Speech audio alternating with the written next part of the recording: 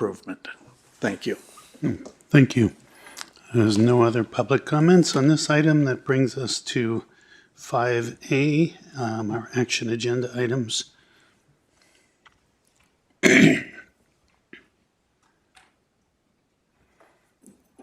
Enterprise Compliance Risk and Governance Annual Plan. Thank you and good morning. Oh, microphone. How about now? There you go. Okay. Thank you, Mr. Chair and committee members. I'm Cammie Niebank, CalPERS team member and Deputy Chief Compliance Officer. Today I am presenting for you, for your review and approval, the Enterprise Compliance Risk and Governance Office's annual plan.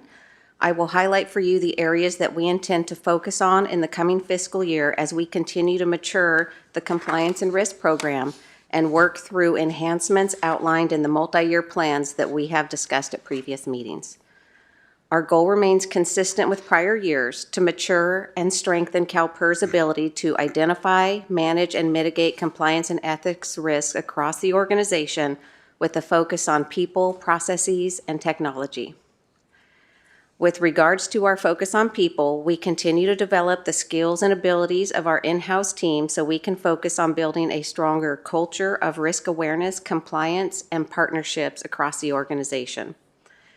As to our processes, we will continue to mature and formalize key compliance and risk management activities. And in technology, the team has made great strides over the last few years. We have completed the implementation of our compliance technology solution, enhanced reporting and other risk tools while leveraging software capabilities that we already had in-house. I am pleased to say that we now consider the technology track as closed and moved into business as usual. We will continue additional improvements and enhancements throughout the course of the project, throughout the course of the program, but we will not have any formal projects going forward on technology. On slide 3, you'll see our updated roadmap outlining our strategic focus over this past fiscal year and heading into 26-27. We continue to advance compliance and risk management across the organization through improved collaboration and training. With the completion of our technology build, most of our efforts and future years will be geared towards building the compliance and risk processes to strengthen program management, governance, and oversight. Through this approach across people, process, and technology, we will have built and continue to enhance and expand a strong foundation for continued success. As we move to slide 4, and as we've highlighted in prior reports, these are multi-year initiatives that will evolve as we build our program. Initiative 1 is focused on assessing and reporting risk. The 2 primary efforts for next fiscal year will include continuing to strategically roll out and integrate the risk and control self-assessment process across additional program areas. This will help ensure that risks are consistently identified, assessed, and managed at the source. And second, we are piloting a regulatory change management framework by partnering with program areas to identify opportunities to integrate existing regulatory change practices into the framework, ensuring key compliance and risk management considerations are incorporated. On the next slide, we have Initiative 2, which is minimizing risk by enhancing our assurance, monitoring, and issues remediation capabilities. Our key focus areas for the coming year will include strengthening the 3 lines of defense governance practices of our conflicts of interest management program, including the establishment of a conflicts of interest policy. In addition, we will be strengthening our partnerships with programs to enhance incidents and issues management by providing them with tools, resources, and education and advice to further equip team members. Finally, as we move to slide 6, this covers Initiative 3, Educate and Cultivate an Ethical and Risk Intelligent Practice and Culture. We will continue to build and deliver training to support team members' compliance and risk awareness across the organization. A good example includes our efforts to work on the CalPERS Code of Conduct training to include some of CalPERS' more specific and key rules. In addition, we will be engaging with the first line of defense at the program level, and we have a program called the Compliance and Risk Liaisons, which we also refer to them as CARLs. We will be providing them with more tools, training, and clarify roles and responsibilities. And we have laid the groundwork for a more structured policy management and governance framework and will continue our efforts to effectively engage all program areas in this effort.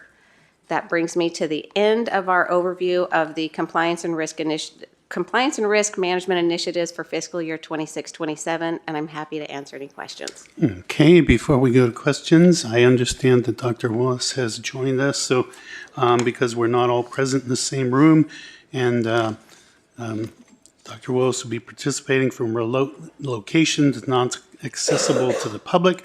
Bagley Keene requires the remote board member to make certain disclosures about any other persons present with them during open session. Accordingly, I'll ask Dr. Willis to attest either that you are alone or if there are one or more persons present with you who are at least 18 years old, the nature of their relationship to each person. Dr. Willis, do you so attest? Yes, good morning, board members, and I attest to the fact that I am alone. Thank you. Good morning, thank you. Okay, I just, I don't know if this is so much a question or a comment. I know congratulations to the team and all the hard work wrapping up the technology track. I'm just wondering going forward, this whole burgeoning AI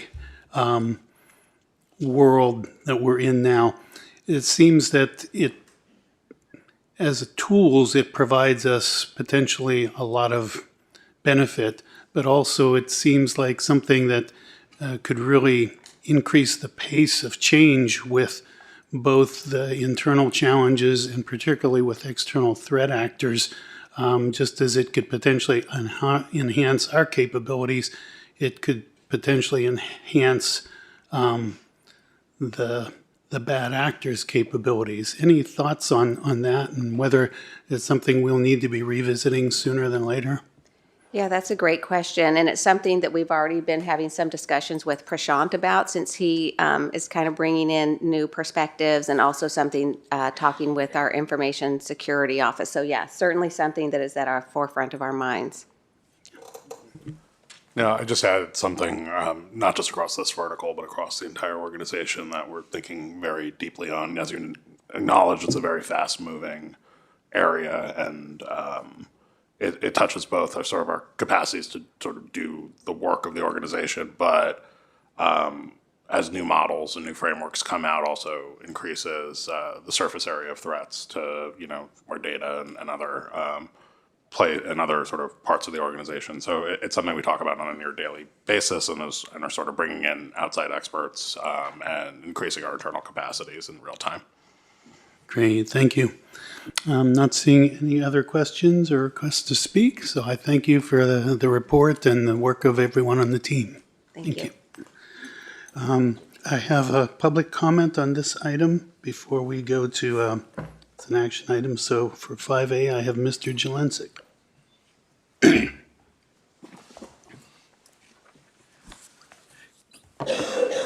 Good morning again. J.J. Jelensik, RPEA. The presentation describes the annual goals. It does not provide insight into what actions your staff is actually going to take to achieve those goals. A plan with no action steps is unlikely to achieve its goals. The lack of actual measurable actions means there is no accountability, no way to measure success, no way to provide meaningful oversight and monitoring. I would encourage the committee to reject this so-called plan and direct staff to come back with a real action plan and not just hopes and wishes. I know they can do it. I will also point out that these comments also apply to 5B, the Office of Audit Services plan. I can come back and repeat them, or you can just consider them twice, because I know you're paying a lot of attention, and I thank you for your consideration. There it is. And this is an action item, so pleasure of the committee. Moved by Mr. Palkey. Seconded by Mr. Johnson. Okay. So any discussion of the matter? Okay, I'll call for the question. We have to do a roll call. Michael DeToy. Aye. Deborah Gallegos from Leah Cohen. Troy Johnson. Aye. Lisa Middleton. Aye. Kevin Pauke. Aye. Melissa Willett. All right, the motion passes. That moves us to item 5B, Office of Audit Services Plan. Good morning, Mr. Chair, members of the committee, Belize Chapuis, Office of Audit Services. Agenda item 5B is an action item. Staff requests the Risk and Audit Committee to approve the Office of Audit Services proposed audit plan for the fiscal year 26-27. As required by the internal auditing standards, the Office of Audit Services prepared the risk-based audit plan to determine the priorities of the internal audit activity for the next fiscal year. In conducting the risk assessment, the Office of Audit Services, as the third line of defense, coordinated its efforts with the second line of defense, the enterprise compliance, risk, and governance. We interviewed CalPERS executive and senior management teams and sought input from the board members through surveys. In identifying the internal audit assignments and activities, staff evaluated multiple risk factors, such as the organization's strategic goals, concerns raised by CalPERS management and the board, information from prior audits, coverage provided by other assurance functions. For the employer compliance reviews, the Office of Audit Services plans to complete 4 review cycles, covering 1 compliance area per cycle. Using data analytics, staff will identify agencies for review for each cycle. As required by the internal auditing standards, we'll remain responsive to the changes in the organization's operations and programs, and we will review and update the audit plan as necessary. Any modification to the audit plan will be communicated to the committee through the quarterly status reports. This concludes my presentation, and I'm happy to answer any questions. Okay, any questions? Not seeing any questions. I thank you for the report, and Thank you. this is an action item. I will note that Mr. Jelensik's comments that 5A also apply to 5B and I assume 5C as well. So it's a pleasure of the committee. Moved by Mr. Pauke. Second. Seconded by Mr. Johnson.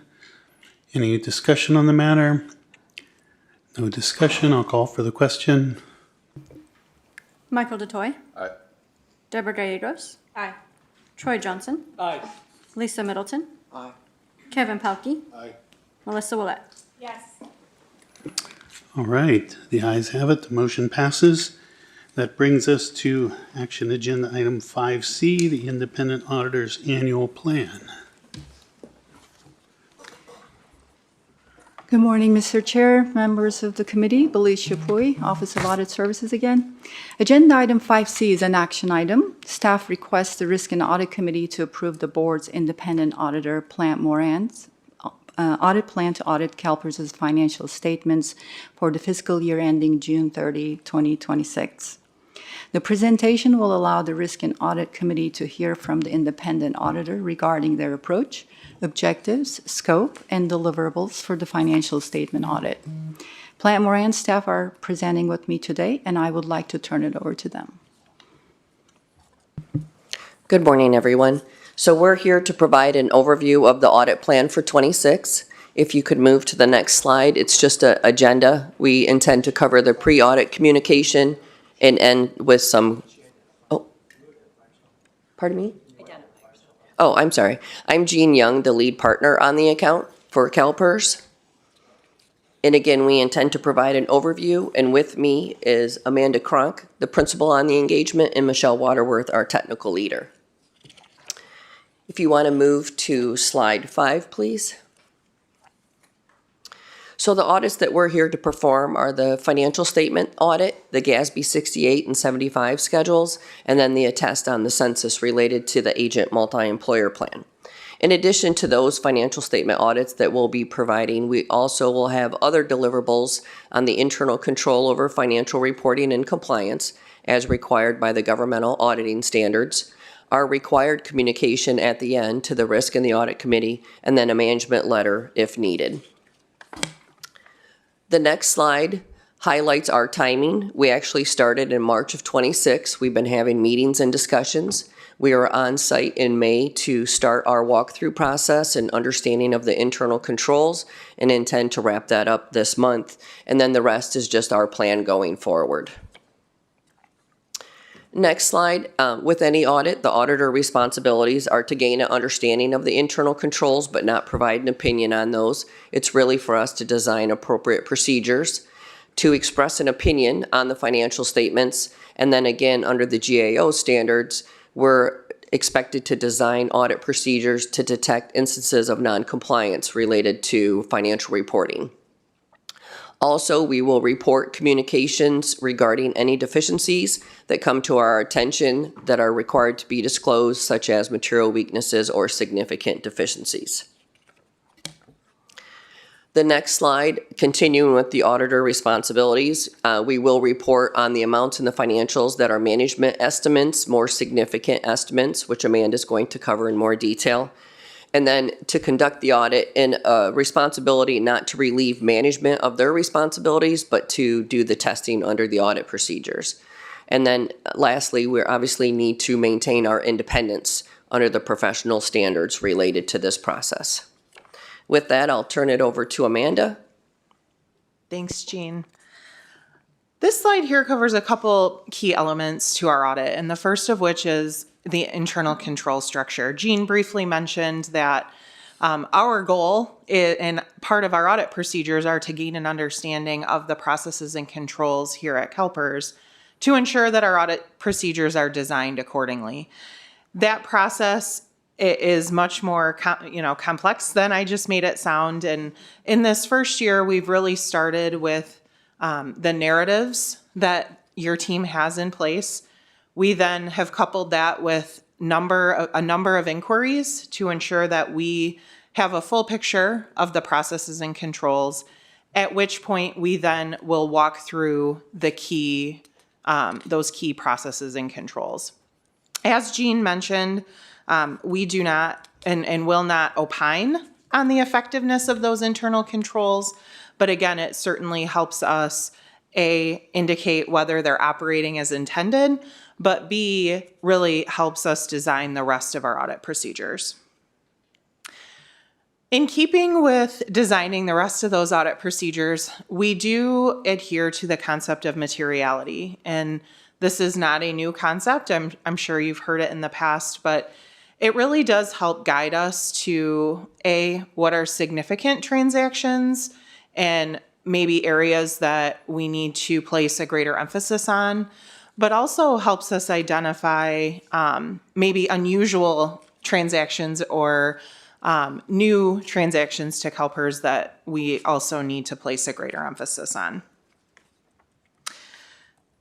On the next slide, we're going to take a look at some significant risk items, and I'd like to preface this by saying the risk assessment phase of the audit really is occurring throughout the entire audit process. So we are here today and we'll walk through the risks and estimates that we've identified to date.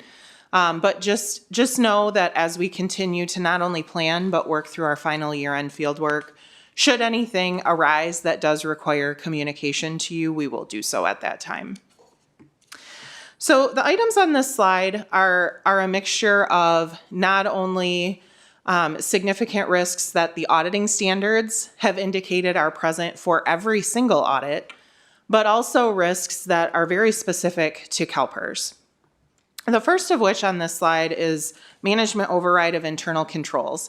And it is exactly what it sounds like. So part of our audit procedures will be designed to identify any controls that are more susceptible to management either working around that control or simply overriding it. So certainly a risk to the financial reporting process. The second bullet here focuses on valuation of investments. This is strictly due to the sheer size of the investments that you hold, particularly related to those that are valued using unobservable inputs or your level 3 investments, or those valued at net asset value. So we'll get in on the next slide to how we'll test those. Improper revenue recognition. So this is another item that audit standards say are present in every audit. Particularly for CalPERS, we will focus on premiums in the healthcare plan and long-term care fund and how those are recorded, along with investment gains and losses. Again, particularly on those harder to value investments.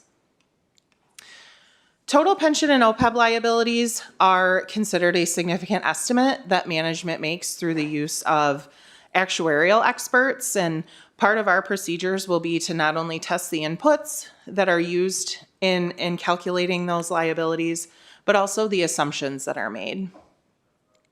Lastly, on this slide, the valuation of the estimated future policy liability that is in the long-term care fund. And we will get into our testing of that in the next couple of slides.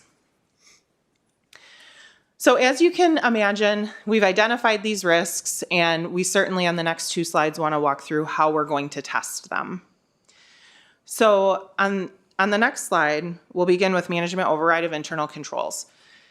We've designed our audit testing to focus on a couple different areas. Number one, journal entry testing. So we will get a download of manual entries that are posted in the system, and then we use data analytics to target certain risk areas. So we will do that, and then from there, we'll select a sample of journal entries to make sure that they're appropriately supported and valid entries in the system. We've also, when we were here for interim, worked through various fraud discussions, which again are required by auditing standards, but those inquiries also help us align and develop our audit procedures as it relates to certain risks of fraud. Valuation of investments, as I mentioned, is certainly a big target area for our audit team. And we gave you a brief snapshot here of the testing in this particular area. So the first bullet, understanding of the controls. So we do that in order to perform control testing over those controls.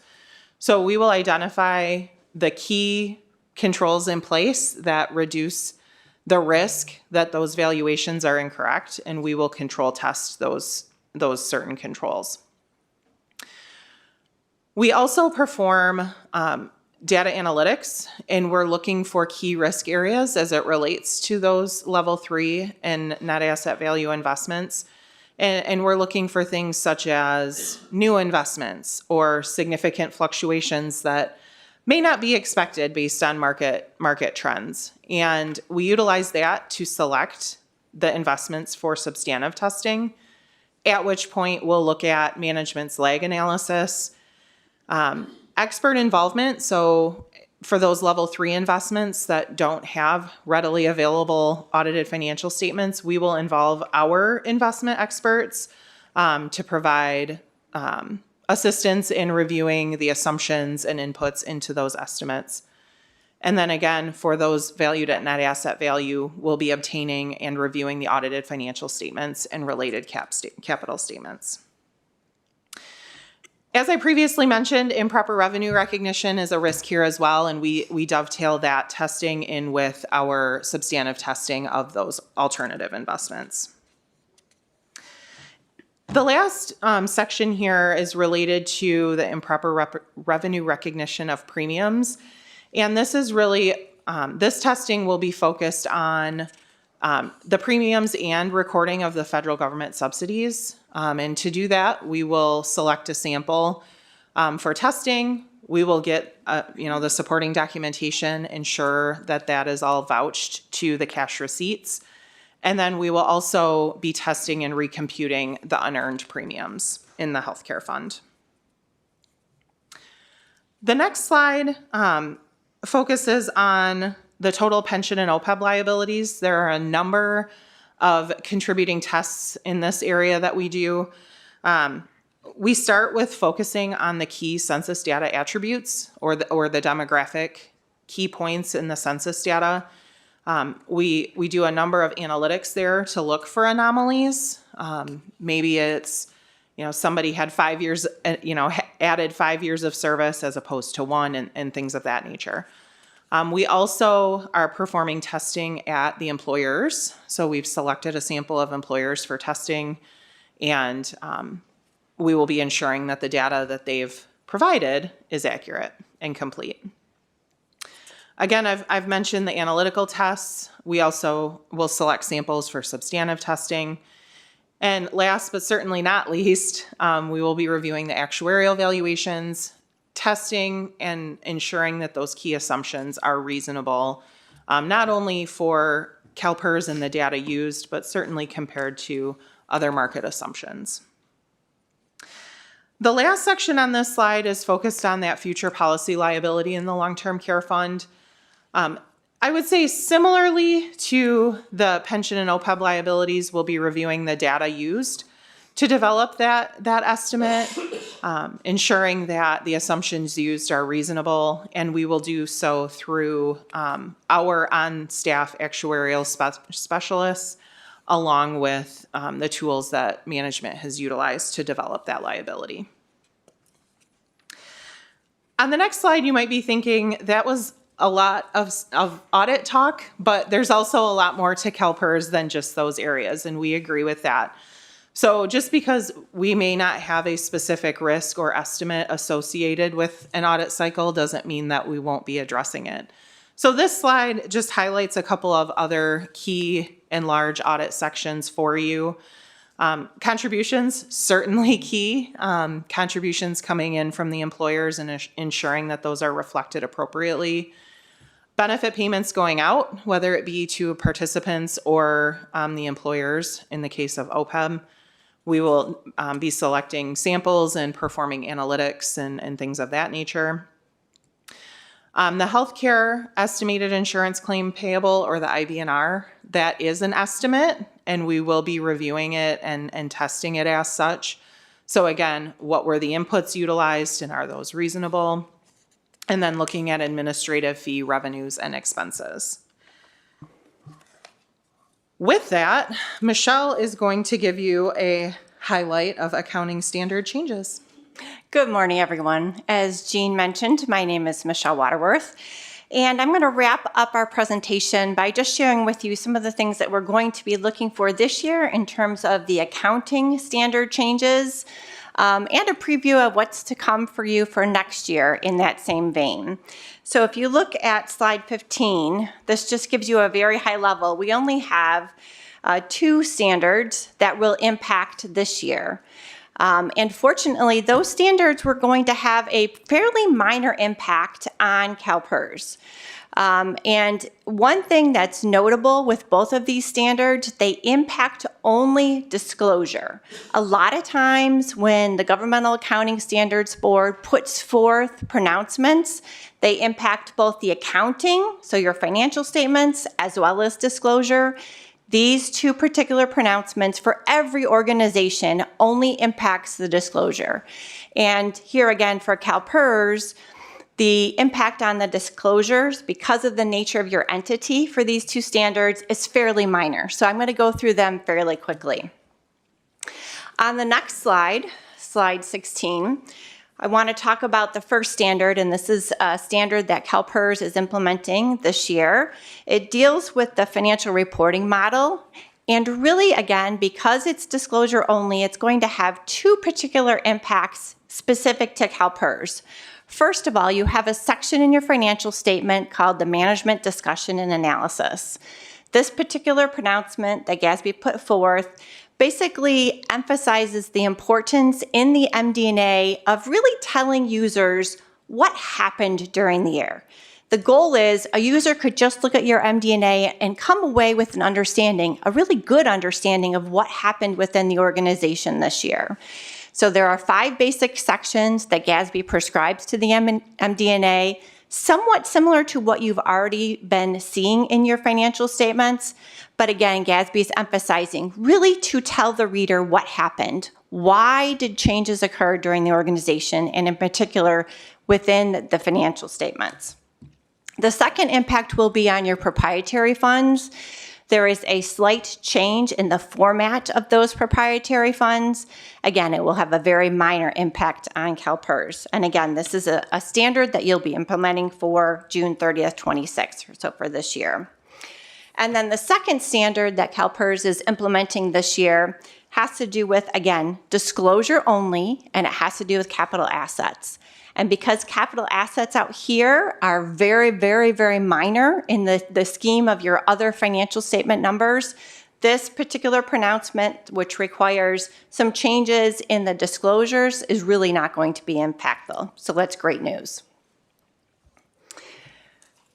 And then on the last slide, this particular pronouncement will impact CalPERS next year. And this deals with GASB's really revision to the definition of subsequent events.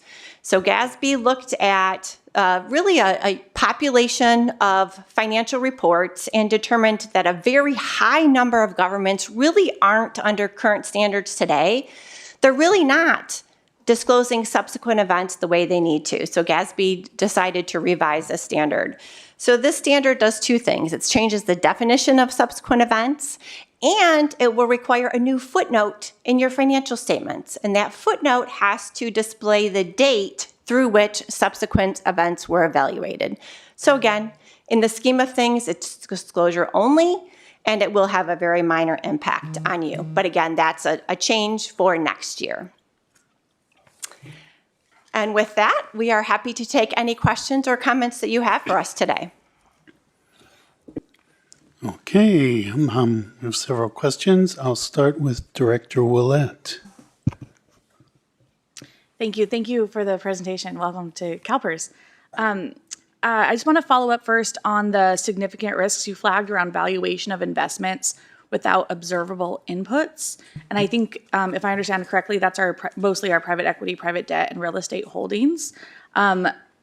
And when there's no public market price to check against, given how much of our long-term returns depend on those valuations being right, when you're testing the valuations, what are you using? What are you testing? And does it cross-reference, or do you calculate in like workforce metrics, or is it just a financial evaluation from the company? Great question. So I'll start. So there's really two avenues that we will work down. So first, we'll go with the easier avenue.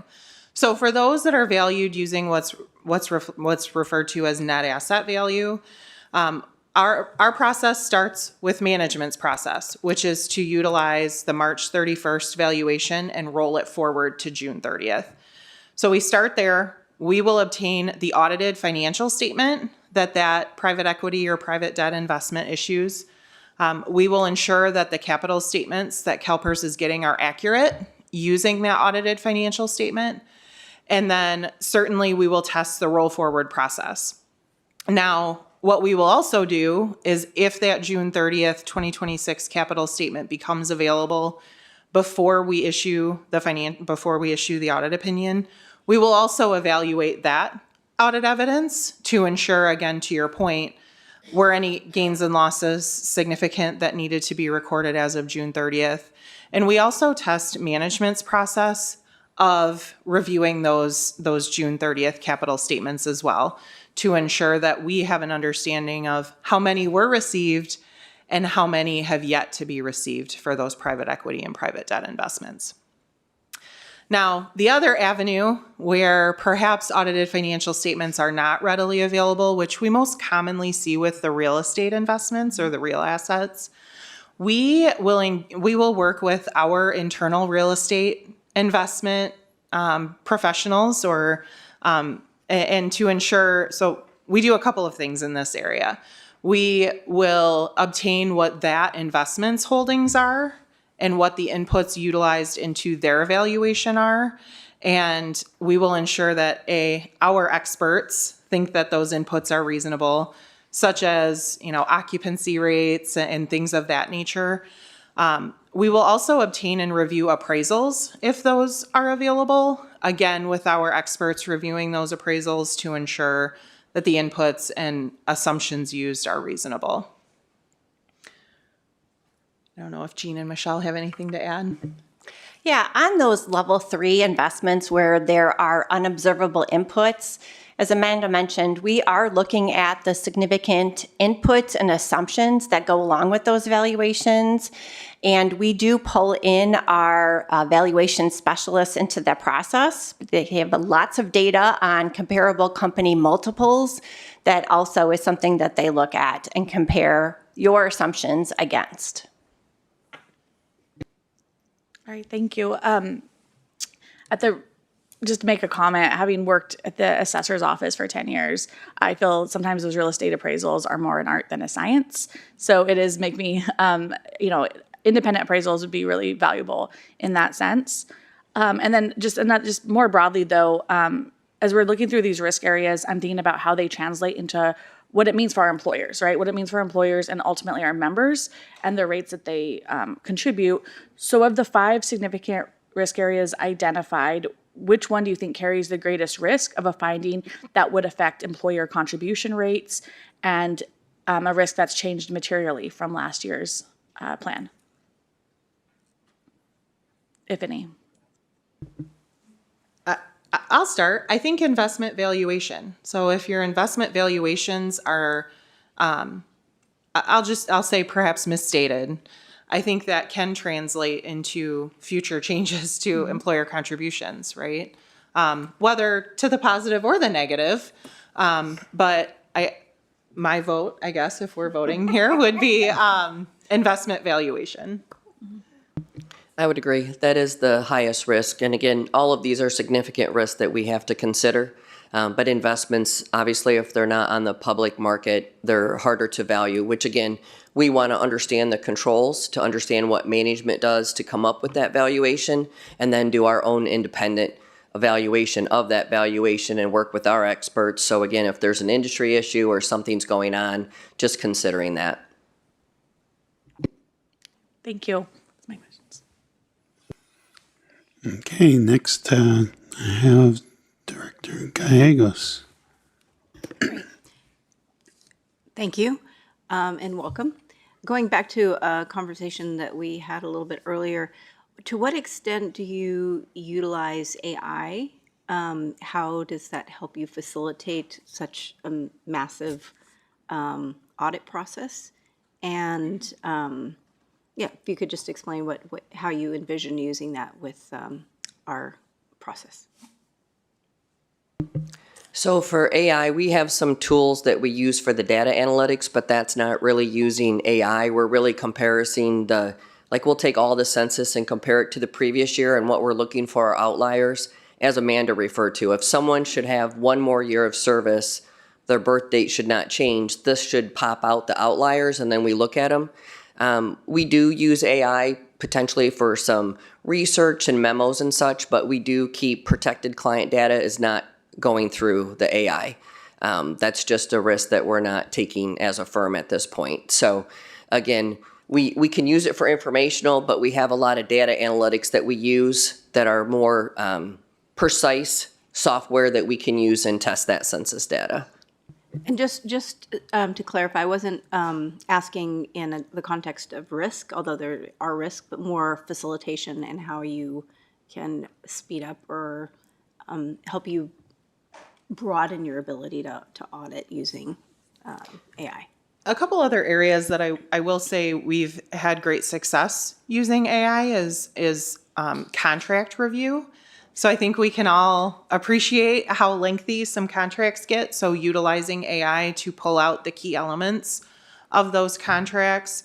Also summarization of minutes. And there's a lot of minutes and sometimes there's a lot of committees and things of that nature. So pulling out significant audit items, AI has helped us do that as well. Great. Thank you. Okay, next I have Director Middleton. All right, thank you. And thank you and welcome, and we appreciate the role that you play. So my questions are much more an overview of the audit process itself. And first I want to get across, has anyone placed any restrictions on your access to any data that you seek? No, we haven't had any restrictions. Okay. And you would report to us if that were to occur? Correct. Thank you. How many auditors are going to be involved in this audit? How many are going to be working full-time on it, part-time, and for how long? Great question. So we've built our audit team. It's 50 to 55 individuals. I don't have the exact number of full-time to part-time, but that includes our actuarial team members. That includes our partners, our principals, all the way down to our staff. So if I had to guess, I would say 25 would be full-time, 25 to 30 would be full-time. And then certainly our investment experts and our actuarial staff would be part-time. Okay. That audit process too, by the way, just to clarify, our year-end fieldwork is estimated to begin August 10th and will run through issuance. And your issuance is expected approximately when? November, let me grab the timeline. Middle of November. Yeah, middle of November. Okay. Very good. All right. Yeah, maybe to add to that, so we were out here doing control testing and walkthroughs in May. So we had about 10 people one week and 10 people the next week. Our IT people were out here understanding that system too. So as Amanda said, we have 50 people set aside to work on this. We kind of have it divided by what cycles and sections they'll work on, but they're all Plant Moran staff. There's no part-time people or anyone that we hired. These are all existing staff with the experience with PERS and governmentals. Do you have an estimate of the total number of hours of audit time that will be involved in this? Go ahead. We had estimated around 10,000 hours, a bit more, just again, the first year gaining that understanding and going through the information. So we would expect the first year to be higher. But based on our proposal, it was about 10,000 hours. Okay. So comment that strikes me as very appropriate, very necessary, and I'm satisfied that the staffing levels are appropriate for what you're taking on. Thank you. Thank you.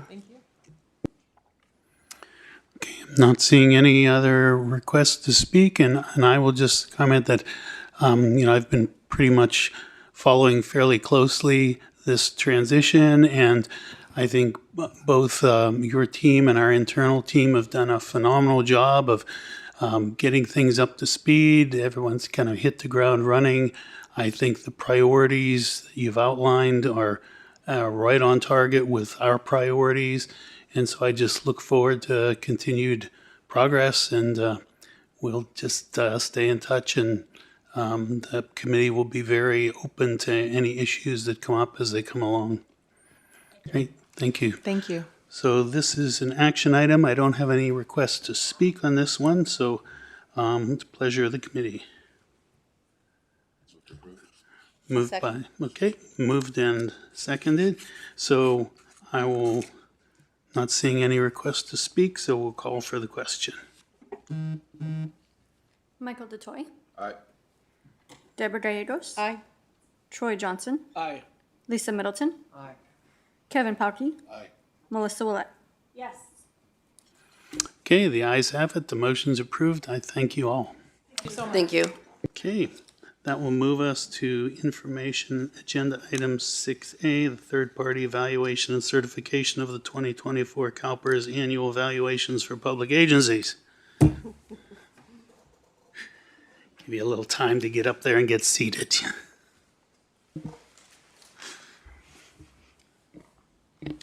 Good morning, Mr. Chair, committee members, Randy Zubek, CalPERS actuarial team. My primary role today is to introduce our guest speaker today, Graham Schmidt from Chiron. Graham is going to talk about his firm's third-party parallel actuarial valuations for our June 30, 2024 public agency valuations produced by the Internal Actuarial Office. And a parallel valuation is simply the third party taking our member data, our actuarial assumptions, our plan provisions, and attempting to actually duplicate numbers within our actuarial reports. So this is a different function from what you just heard from Plant Moran. Plant Moran will also be looking at our actuarial work product more in terms of the data that's used, processes and procedures used by CalPERS and the actuarial team. They will not, I don't believe, be attempting to match actual numbers in our reports. That's what Graham's firm was hired to do. So with that, I'm going to turn it over to Graham. Thanks very much, Randy. Nice to see you all. It's been over a decade since I was last at CalPERS. I had no gray hair back then, so things have certainly changed. First, I also wanted to thank Randy and the rest of the actuarial office. They were extremely responsive in all our requests and really did a great job answering all of our questions. Just want to start off too by saying, as actuaries, I don't mean to sound flip, but we strive for boredom because as part of this process, you probably wouldn't want to have an exciting parallel valuation report, right? And just the good news is that I believe our report is sufficiently boring. We did completely independent calculations of the results for 20 of your systems and found that we were within the desired tolerance levels on all of those measures. So just background, how we approach this, we selected 20 plans, the 10 largest public agency plans, and then a selection of 10 random plans. Random, although we did make sure we selected a group of plans that covered different categories, such as general and safety, cities, counties, and other types of districts, and different benefit formulas. Once we had selected the 20 plans, we contacted the actuarial office. They provided us with the valuation reports and the data, the membership data that was used in all of those valuations. And we also collected the assumptions that were used, which are part of a spreadsheet that's published on the CalPERS website. We generated our own valuation models using ProVal actuarial valuation software, calculated all the key results, and then compared our results to the actuarial office's results that were contained in the valuation reports. We look at three primary measurements. We're looking at the total present value of benefits, which are the value in today's dollars of all of the expected benefits expected to be paid to the current members of the plan, both the retired members, members in a deferred status, and the active membership. We then take that present value of benefits and we split it into two pieces. Benefits that have already been earned, which is known as the accrued liability, and the amounts yet to be earned for future service, which we call the normal cost. We look at the annual normal cost, which is the cost that is assigned to this year's benefits.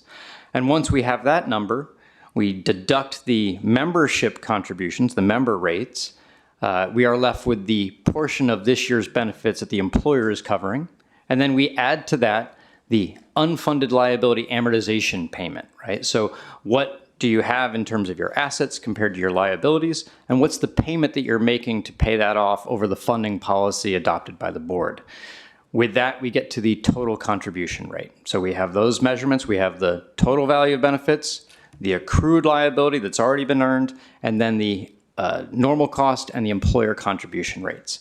Our goal is to be within 3% on all of the liability measurements, the total present value of benefits and the accrued liability, and then within a 5% relative difference to the actuarial valuations on the cost calculations, the total normal cost and the employer contribution rates. The good news is we were within those tolerance levels for all 20 plans. Overall, we were within the accrued liabilities by about 1% or less than 1% in aggregate. And for all systems, we were closer than 3%. On the employer contributions, our goal is to be within 5%. We were within that tolerance level for all systems. And we were within 2 or 3%, I think, on 18 out of 20. So good match.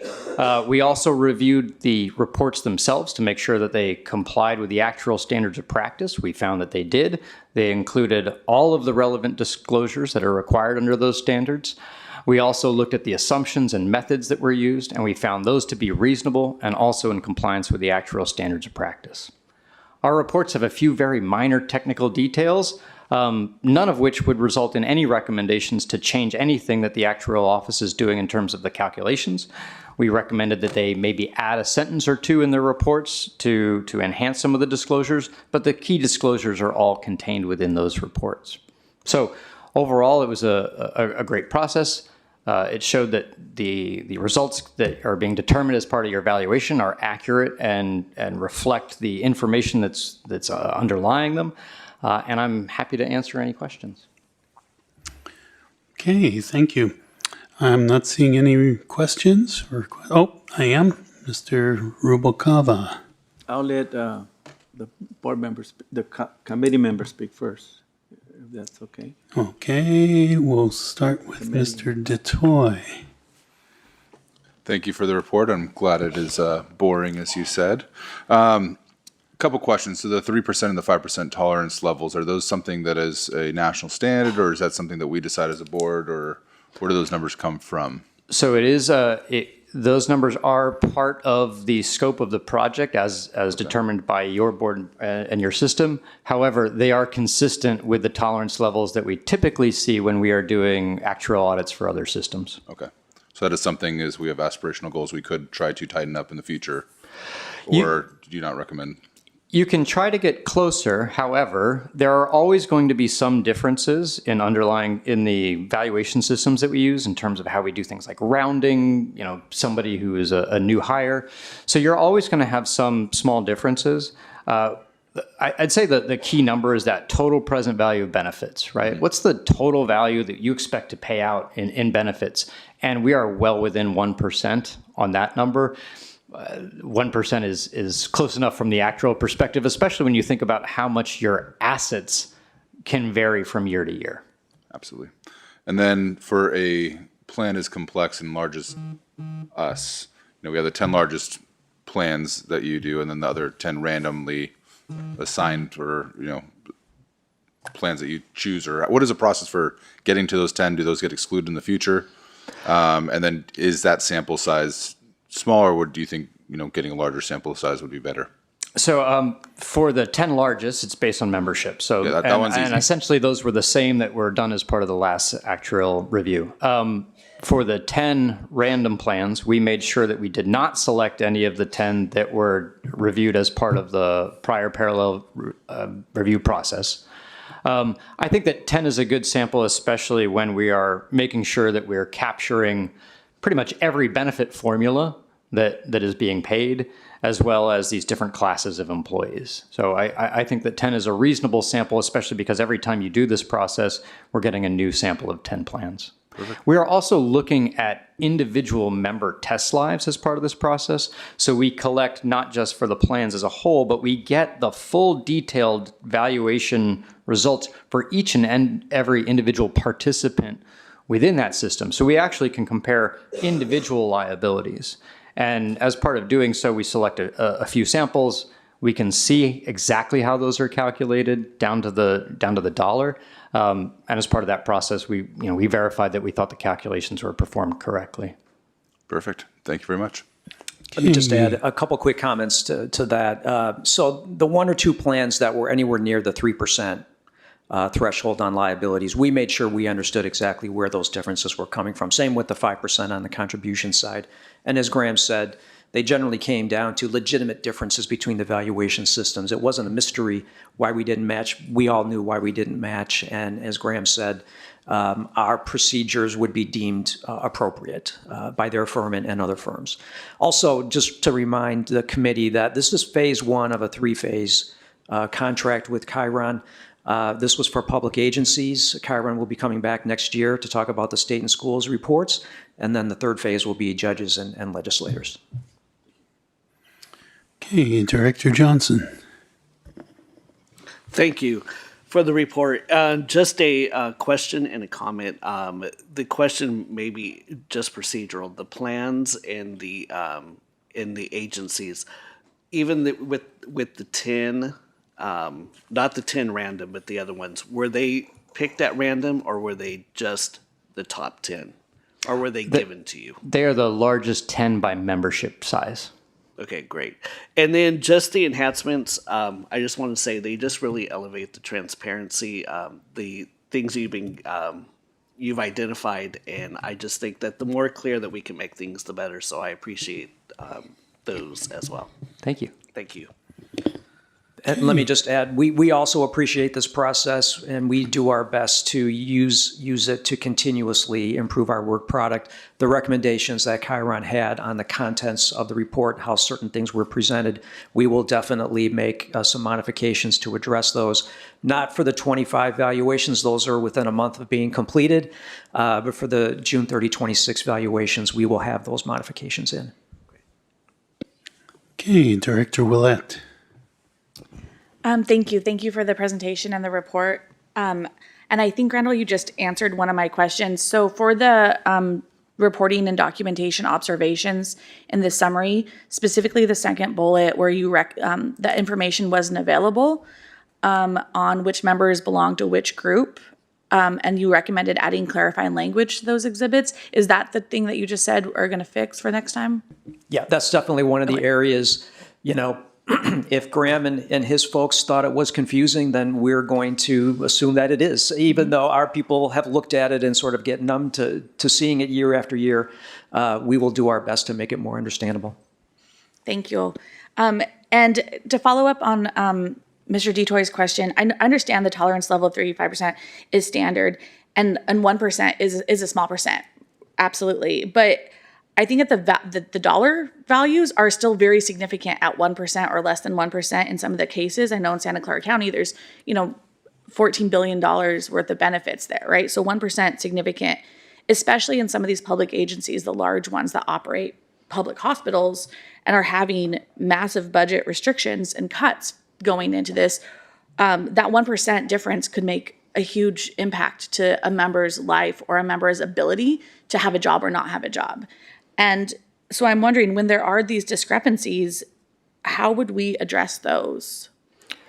So in terms of what causes those types of discrepancies, again, I'll go back to the actual software and how it operates, right? So for example, generally, we tend to see larger discrepancies when we have populations that have large groups of newer hires or larger groups of members that are closer to retirement. Right.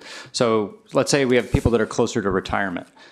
The CalPERS system includes some expectation of additional cost or normal cost for members that are already at their maximum retirement age, right? Where we assume 100% of people are going to retire. Our system, on the other hand, assumes that those people are retiring immediately, and we don't include any additional normal cost. We assume that all of the benefits have basically been earned by that member. That's just the differences in those two systems and how those two systems operate. And both are reasonable actuarial methodologies for calculating liabilities. Because of that, you are going to get small discrepancies, and those discrepancies can be larger when you're looking at individuals that are at either the early part of their career or very late in their career. So there's no judgment as to whether one of those numbers is correct and the other is not. They are just underlying differences in how our systems calculate things. So it doesn't mean that CalPERS is projecting anything different in terms of the total benefits that are going to be received by these individuals. It's just about how the actuarial software sort of treats these edge cases, rounding what happens at the beginning or the end of your career. Does that answer your question? It does, yeah. I appreciate that. If we were to go to hypothetical land and say if it was more than 3 or 5%, what would we do then? We would figure out why we're seeing a difference. And the great thing about, I will say, having done numerous audits, that CalPERS Actuarial Office is the most helpful in terms of giving us the most amount of data that we need to review the results. They are giving us line by line, year by year, age by age, benefit by benefit, exactly how they are calculating all of their results. So we can see exactly the calculations. When we do audits for other systems, a lot of times we're just getting big summary information, and it's harder to get that underlying data. For the CalPERS Actuarial Office, they give us everything. So if there's ever a time where we get to one of these parallel evaluations and there's a calculation where we're not matching, we should be able to establish why that is. Thank you. That my experience with actuary offices, they're very helpful as well, and always explain things to me in ways that I can understand, maybe not remember, but understand at the moment. So I'm been really pleased. Thank you for this report. Thank you to the actuary office for the work that you do and ensuring that this report comes to us as good as it does. Oh, there we go. Thank you. Back to Director Rubalcava. Thank you, Mr. Chair. Thank you for the report. And welcome to CalPERS since you replaced Buck. You mentioned in your opening remarks and then later in some of the response that you use ProVal, which is for your evaluation software, and CalPERS as their internal system. And one of reading the letter and then looking at the charts, one of the differences, although it is a minor calculation differences, is that CalPERS tends to I don't want to say overstate is the strong word, but has a higher actuarial liability. One thing about actuarial evaluations, you use it to calculate contribution rates and also actuarial liabilities, which tends to mix the press. I think it's, anyway, that's, I won't go into philosophy there, but the point is, as long as we're making the actuarially determined contribution, we're good. But I thought it was interesting that it would be that the actual liability is higher under the CalPERS system, which, in a way it's satisfying because that way means we were probably getting more money in than we really need, but I'm not going to go into that either. But it's very minor, right? Except there was one out of the 20, Los Angeles Unified School District Safety. That's the only exception where it's actually reversed, where there is, where your system comes out with a higher actuarial liability than the CalPERS. So I was wondering if either one could comment on that. So both issues. Why would that happen, and why would there be one exception? Again, those differences can come down to sort of the edge cases. So like as I said earlier, one reason why our liabilities might be slightly higher would be if you had a lot of people, especially people at the end of their career where they're assumed to retire right away. And in that case, our system assigns the entire liability to the accrued liability. We're basically saying you're walking out the door tomorrow, so the benefit is already at this point fully earned. CalPERS has a slightly different approach. They assume about a half year of additional service is going to come through. So that's one reason. So if you've got a group like the one you identified that has more people at those edge cases, that's why we can have for that group in particular, we'd see a slightly different result. Okay. Following up on what you call the edge cases, your letter does point out that how vested termination and refund rates can read my notes here, are treated is a big difference. And so I was going to ask about that, but you mentioned it already. And the other thing, there's something about in the actuarial assumptions spreadsheet that there's a footnote that you recommend either be updated or removed. Could you discuss what that is? Sure. So we have different types of assumptions, right? You have what we call decrements, where somebody is leaving service for different causes. You have rates of members retiring, and then you have rates of members leaving with a deferred vested benefit, right? Or receiving a refund of their contributions. As people go through and get closer and closer to retirement, become retirement eligible, there's a much lower likelihood that they will leave their contribution, they will take their contributions out, right? They're going to be financially harmed if they do so by not claiming their benefits. In the spreadsheet that accompanied the assumptions, there was a footnote that said that the rates of termination don't overlap with the retirement rates, which means that once somebody is eligible to retire, it implied that there wasn't a likelihood that somebody would take their contributions and leave or have a deferred vested benefit. It turns out that CalPERS actually does continue to apply those assumptions, but it has very little impact because those assumptions are so small. The likelihood of somebody taking their contributions once they are eligible for retirement is, almost nothing. So once the difference in actually applying that rate has really very little impact on the results. And CalPERS, the actual office, confirmed that those rates are being applied and that they would make the appropriate adjustments in any disclosures. Although at this point, those old spreadsheets are moot because you've already adopted new assumptions which are going to be used in the next set of actuarial valuations. Randy, is that?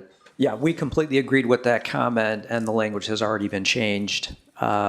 Unlike the description of the plan benefits, which we haven't made modifications for, but we will in the 26 valuations. But that was a correct observation, and we've already made the change. Okay, thank you. And then just to follow up, my final question, the tolerance levels, everybody's within the tolerance levels. It's different. The accrued liability one is plus or minus 3%, but contributions rates is plus or minus 5%. Why are they different? Why is there not the same range of tolerance? That's a great question. I appreciate all the questions so far. I have to say, these are some of the most great. You guys have actually read this report, so that's very exciting to me. One of the reasons why you have a wider tolerance on employer rates compared to liabilities is due to what we call leveraging, right? Because if you are off on your liabilities by 1 or 2%, it is almost impossible to be closer than that on your contribution rates because you have one number which is fixed, which is your assets, right? And one number which is varying, which is the liabilities when in terms of our measurements, right? We're using the same asset values. So imagine that you had a plan with a $100 billion liability and we came up with a $1 difference in estimate of the liability, but your assets were also $100 billion. The unfunded liability, our difference would be an infinite percent, right? One system is coming up with 1 and one system is coming up with 0. So the percentile difference is immeasurable, even though the actual difference is quite small. So that carries through when you're talking about contribution rates, right? You could have a very well-funded plan and you could show a very small difference in liabilities, but our percentile difference in the unfunded liability payment could be quite large. So that's why you're generally going to see larger differences in the contribution rates because they are leveraged by things like the assets and the member contributions that don't change. Does that answer your question? Thank you. Thank you. I guess my last question is, the document, the board letter, this is for Randy, states that the actuary office will review and I'm assuming they will report back to us, to this committee on the findings. I know you reported verbally here, you've looked at it and there'll be some changes, some things you can explain away or explain. Yeah, there's not really a subsequent formal reporting back to the board. The final phase of this contract will be a final assessment of Chiron's investigation of all of our reports. We are stating today that we agree with everything stated in Chiron's reports. We don't expect to make technical calculation changes, although we will take one last look at those. Even if we do make a change here or there, it's going to make a very small difference in our results. We will make modifications in our reports. I guess we will go over those in the final. That'll probably be 2 or 3 years from now. We'll go through all the changes that were made as a result of the recommendations. Okay, and let me correct myself. I miss sometimes transplanting notes. It doesn't say you review it. It says it will be evaluated. So I guess you've done that. Yes. The other thing, I think this is a very good thing where there's a check and balances, because I know many years ago in LA County, they had one actuarial firm and then they changed and there was big discrepancy and big problems there. So I'm glad CalPERS has this policy in place. And I think it's very good also that certain thing, I mean, though you're doing the calculations, there are certain things that you accept, which is one is the actuarial assumptions. And I'm not sure if that was part of the scope of work, but I think that is a very important thing that you do allow accept CalPERS assumptions because that's who the plan sponsor is. All right, thank you. Thank you. That was just a comment, I guess. But thank you, Mr. Miller. Okay.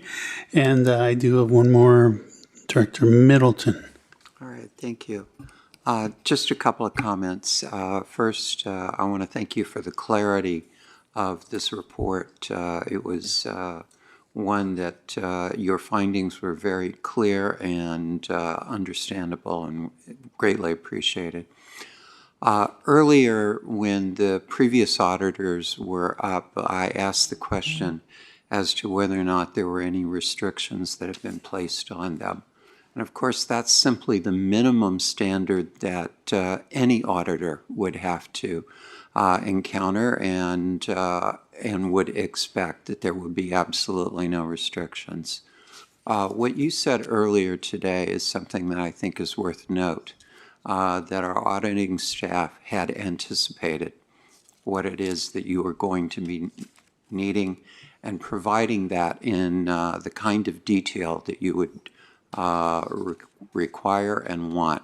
And so I want to compliment our staff, our team, and say that's what we expect of you, and it is appreciated. We certainly appreciate it too. Okay, I'm seeing no more questions. Thank you very much for the presentations and discussion. It's been extremely valuable, and thanks to both our team and Chiron's team. This turned out to be a very good partnership. I think it's really working well for us thus far, and we look forward to continued good news. Thank you very much. Thank you. Thank you. Okay, I have public comment on 6A before we go to action. Ms. Brown, Margaret Brown. Thank you. This question is probably for Randy. I'm looking at Appendix A, the comparison of active member data, Table A1 and A2. So if you look at Table A2, the 10 selected public agency plans, the CalPERS active count and the Chiron counts are the same. As you go all the way across those columns, it's pretty much the same until you get to average pay. Average pay for the city of Carlsbad, they're Johnny on the spot, right on the number. But if you look at Table A1, the very last column, Chiron's active average pay is over every single time, which would potentially make our liability higher. So I'm wondering why we are off on the difference between the CalPERS active average pay and the Chiron active average pay. In every instance in that category, they're over. And I'm just wondering what that discrepancy was. I know I don't get to ask the staff that, but maybe you could for us. Thank you.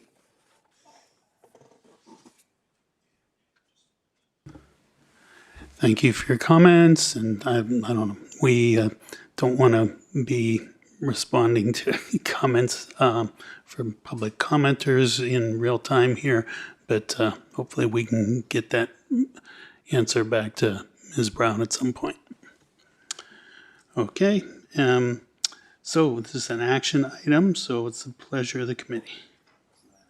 Oh, is it? Oh, well, information item. Okay, so on to the annual compliance report.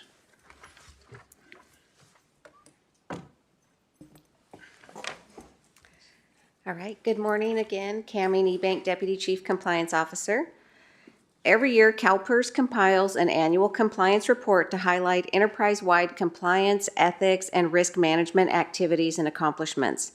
The purpose of the report is to demonstrate our effective risk management and oversight by both CalPERS team members and the Enterprise Compliance Risk and Governance Office, so that we can provide the board with a collective view of risk management activities and allow for effective board oversight. CalPERS uses an industry standard framework known as the 3 lines of defense to demonstrate organizational risk management, accountability, and governance practices that emphasize collaboration and accountability through clearly defined roles and responsibilities. I'd like to highlight some of the key accomplishments across CalPERS from this fiscal year, starting with the conflicts of interest oversight.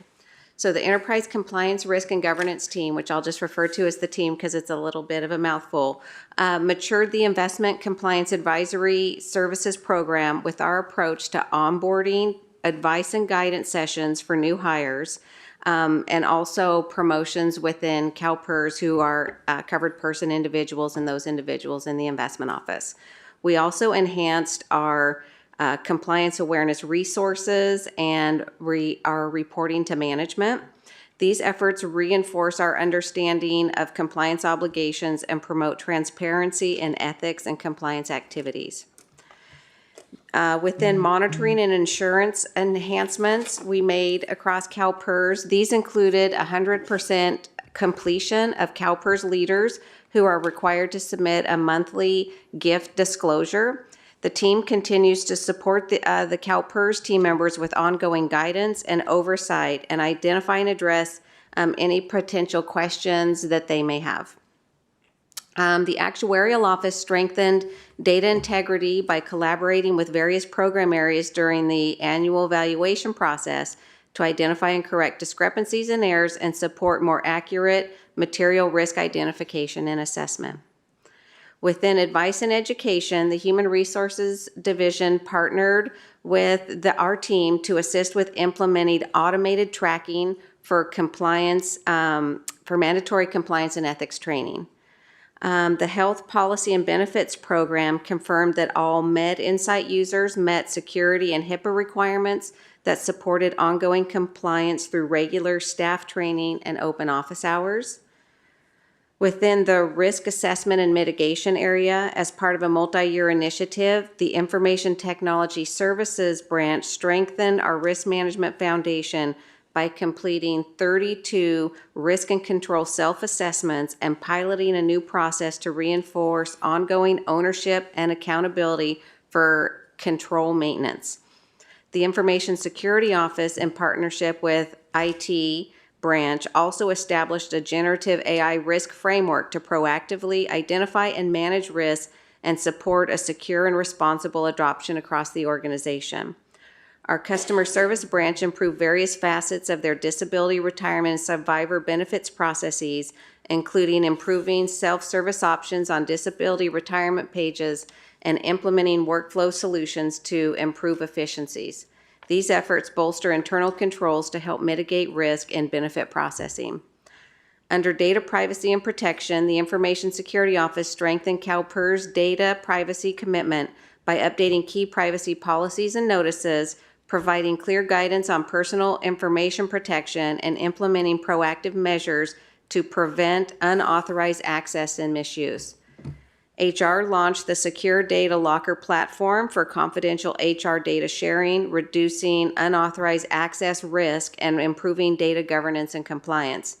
The Health Policy and Benefits Program implemented the Secure Transfer File Protocol for safeguarding member PHI and PII data and developed authorization forms and dashboards for the attestations for the Health Data Nexus to prevent unauthorized access to sensitive information. Within fraud risk management, the Information Security Office, in partnership with Enterprise Solutions Development Division and the Retirement Benefit Services Division, strengthened fraud prevention capabilities by implementing enhanced detection and response mechanisms and improving tools to proactively identify and mitigate external threats. The Information Security Office also partnered with the Identity Theft Resource Center to deliver educational presentations and launched the Preventing Identity Theft at CalPERS webpage to provide guidance on securing personal data and recognizing scams. CalPERS Customer Service Branch advanced fraud prevention by increasing member registrations for My CalPERS accounts, promoting account security, and improving communication through targeted outreach and presentations at key events. And within health policy and benefits and the long-term care and third-party administrator, they utilized fraud detection tools to analyze claims data, referring suspected cases to the Special Investigations Unit to enhance services rendered and the detection of potential fraud. Under policy governance and reporting, the Investment Office adjusted various investment policies to align with investment committee directives, resulting in clear and more user-friendly presentations, and the Investment Office also reviewed internal governance structures to support appropriate monitoring and reporting mechanisms. Moving to compliance and regulatory change management, the Human Resources Division ensured timely compliance with Assembly Bill 692, which was effective January 1st of this year, and all relevant policies were updated and communicated timely across the organization. The Actuarial Office advanced regulatory and accessibility initiatives by progressing report accessibility compliance and proposing amendments to strengthen the fairness and sustainability of CalPERS risk pool operations. And then finally, within the third-party risk management area, the Health Policy and Benefits Program selected a third-party vendor to administer the annual CalPERS Health Plan Member Survey and implemented updated reporting requirements to ensure health plans meet contractual health equity obligations. So as you can see, the organization continues to improve and strengthen our compliance and risk management practices, and it's always encouraging to see the collaboration among CalPERS branches. And with this, I'm happy to answer any questions. Okay, wow. That was a lot, That was I know. quite. But it was important, I think, because there's so many groups that were doing so many things. So to really get that cross-section of CalPERS and understand that it's really everyone working together. Yeah, that it represents a phenomenal amount of work by a lot of people, a lot of teams, a lot of coordination, and really reflects well on what our priorities are. I don't have any other requests from the committee for questions, so I thank you for the report, and again, thanks goes out to the team and all our partners for getting all this work accomplished. Thank you. Thank you. Okay, I think this brings us to summary of committee direction. I don't believe that there's any summary.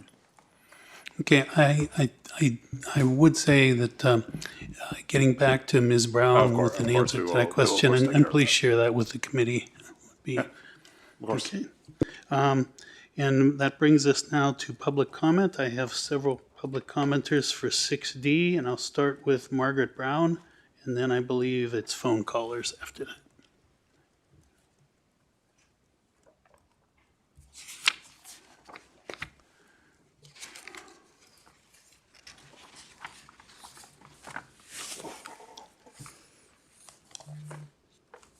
I'll just start. Thank you. Margaret Brown, RPEA.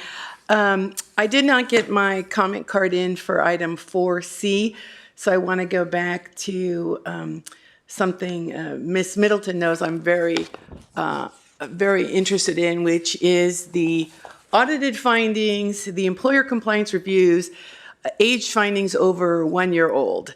When I sat where you are now today, we used to get little bar graphs, and what we instituted was any finding over 1 year old that we would get this, you would get this list. And so I've printed it out.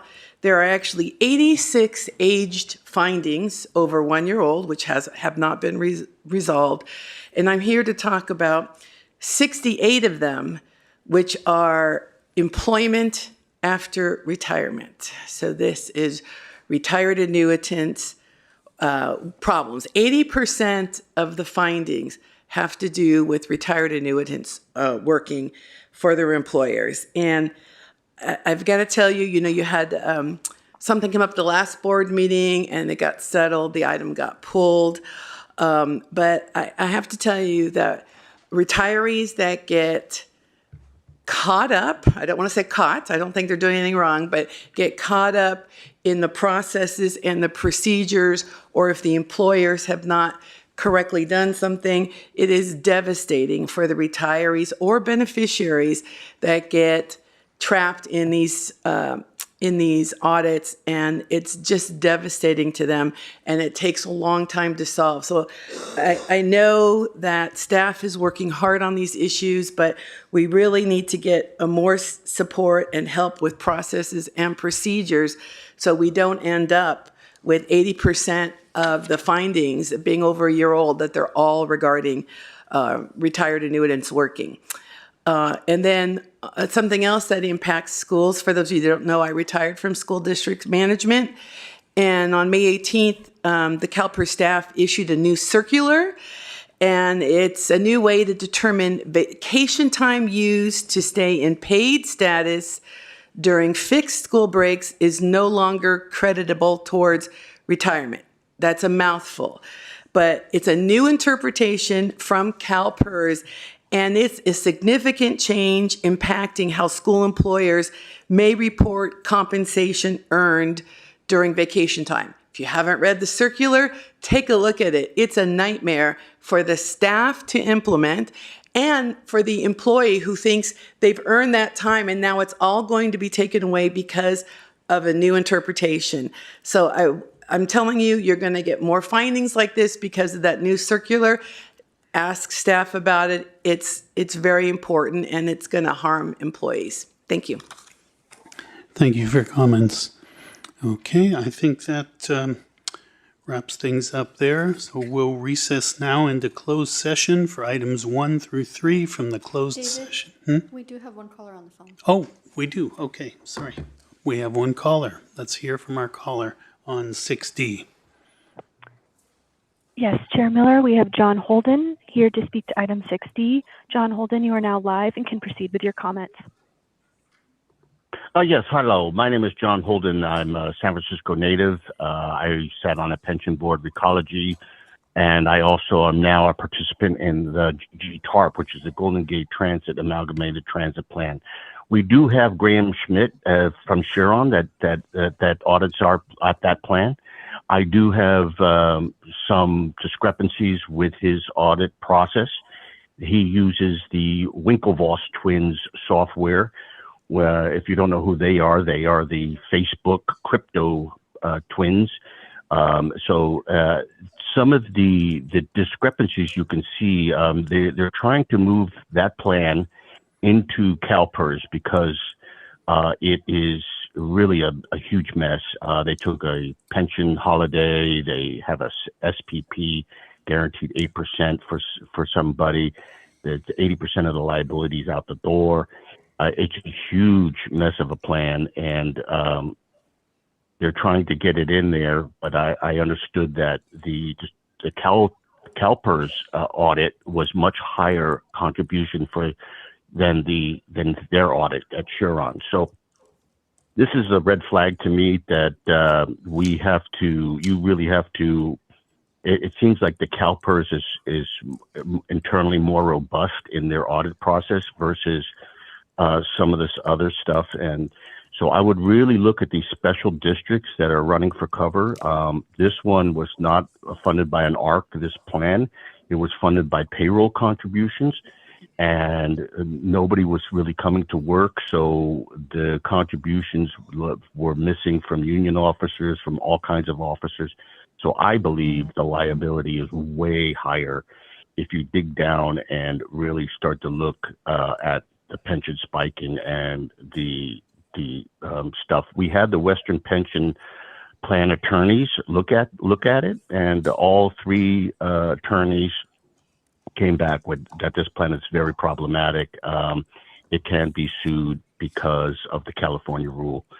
So I would caution you to take on this plan as a fiduciary responsibility. If you do try to take on this plan, I think you will be in breach of your fiduciary responsibility to the overall CalPERS plan. Thank you. Thank you for your comments. I believe that's all then okay. So at this point, we'll recess now into closed session for items 1 through 3 from the closed session agenda. We'll immediately reconvene in open session after the closed session. So thank you. We'll clear the room.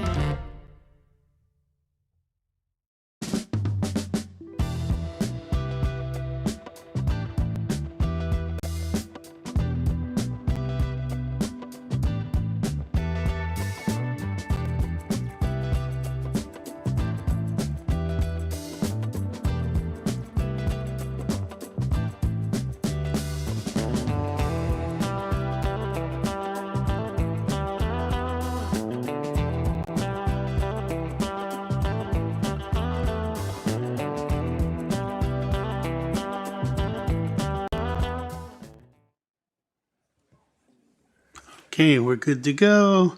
Okay, we've finished our closed session. We're back in open session. And with no objections, I will adjourn this meeting. We will come back, let's say in 15 minutes at 10:35, and I believe we've got Finance Administration Committee. So, that okay with everyone? We'll do that? Okay. 15 minutes. 15 minutes.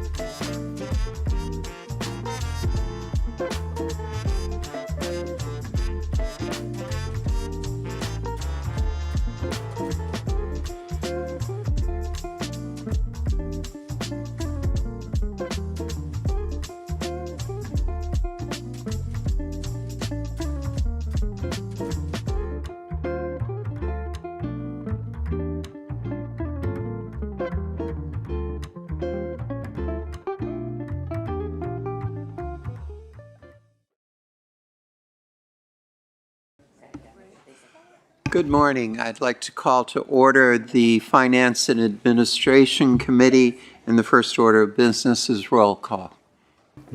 Lisa Middleton, Present. David Miller, Here. Michael DeToy, Here. Kevin Palke, Good morning. Ramon Rubalcaba, Present. Yvonne Walker, Melissa Willett.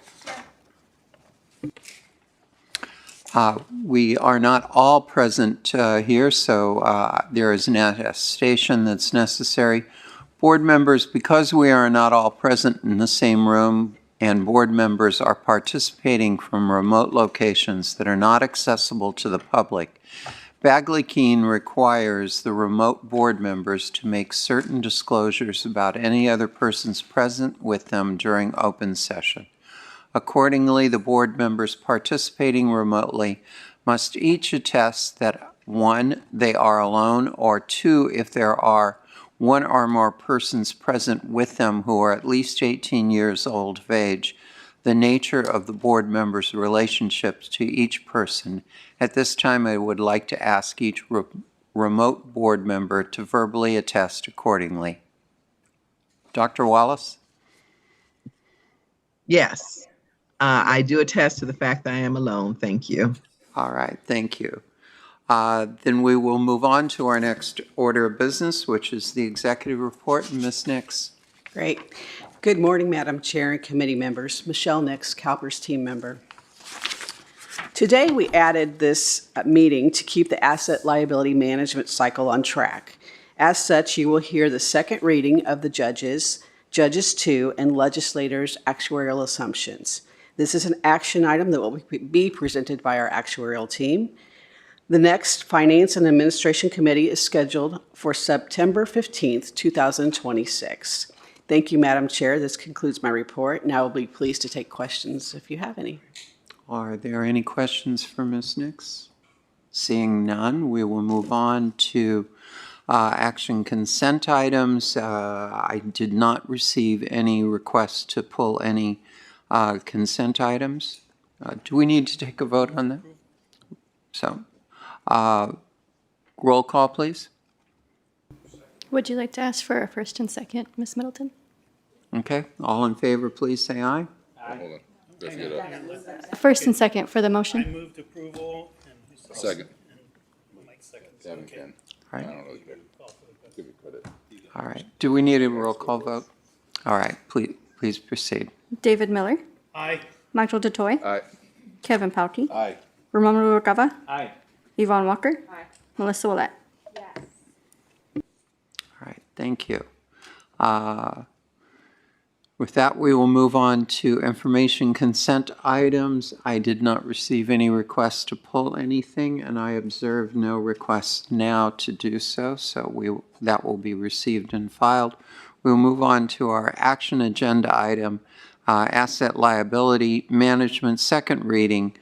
And with that, Scott, Randy, and Kurt, please take it over.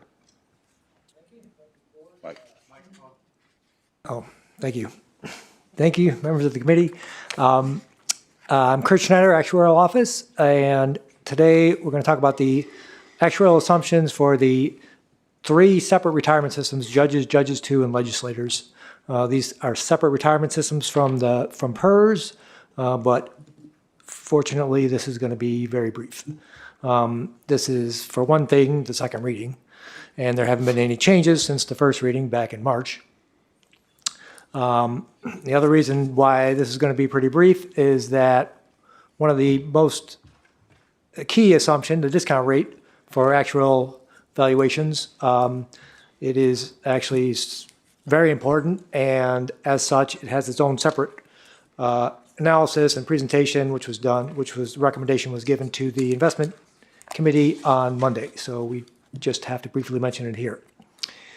Another reason why this is pretty brief, even though these retirement systems are separate from PERS, some assumptions like price inflation, we study kind of across the whole economy. So we don't need to do a separate study for these retirement systems. We're simply going to ask you to adopt the same assumption for inflation for these systems that you've already done for PERS. Mortality review also, while different retirement systems are different groups of people, they could have different mortality assumptions, and we've studied it and determined that they are broadly the same as PERS, and we're going to be recommending you adopt the same mortality assumption for these systems as you did for PERS back in November. Other assumptions like salaries and withdrawal and retirement rates, they really only affect one of these systems, JRS2. And the reason for that is that JRS and LRS are both closed retirement systems. JRS has been closed for over 30 years, closed to new entrants, I mean, which means there's very few actives left. And the legislator system is completely down to simply retirees at this point.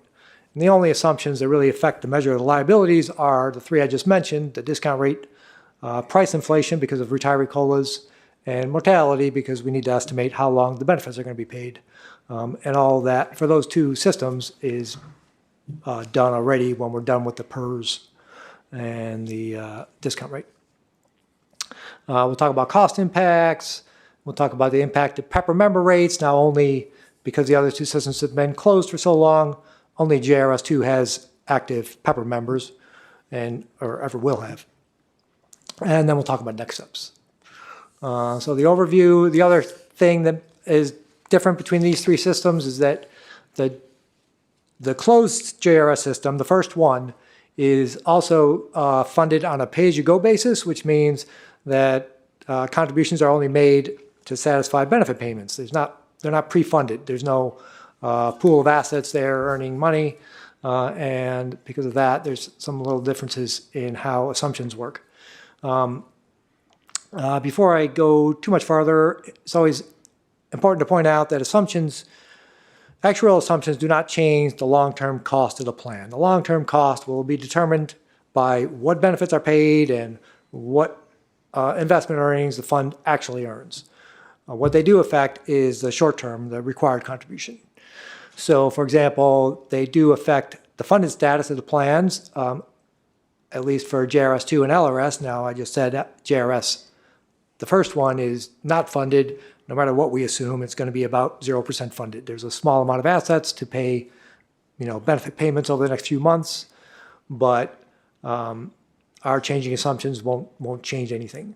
Required employer contributions, for the same reason, JRS is just going to contribute, the state is going to contribute the benefits that get paid out, nothing else. Member contributions, only JRS2 is affected by assumptions because they're the only ones with active PEPR members. But all these systems will impact the information that gets used for financial reporting. The stated liabilities, their GASB, pension costs, and so forth. And the assumptions are also used to create actuarial factors that get used for things like service purchases and optional forms of payments. But LRS, like I said, everybody's retired, and but it is important that we get our assumptions right, because at least for JRS2 and LRS, if we are wrong about assumptions, we're either going to understate or overstate the cost, which means employers are going to contribute more than they need to or less, and it'll affect things, contributions later on. So I'm going to go through this very quickly because you've seen it all before, but I'm happy to backtrack and go back over things if there's questions. So the discount rate, Monday, the recommendation for JRS2 and LRS was that there should be no change in the discount rate. For JRS, you probably don't give a lot of thought to what the discount rate is, because for JRS it's not funded, so it doesn't depend on the board's decisions about the asset allocation. But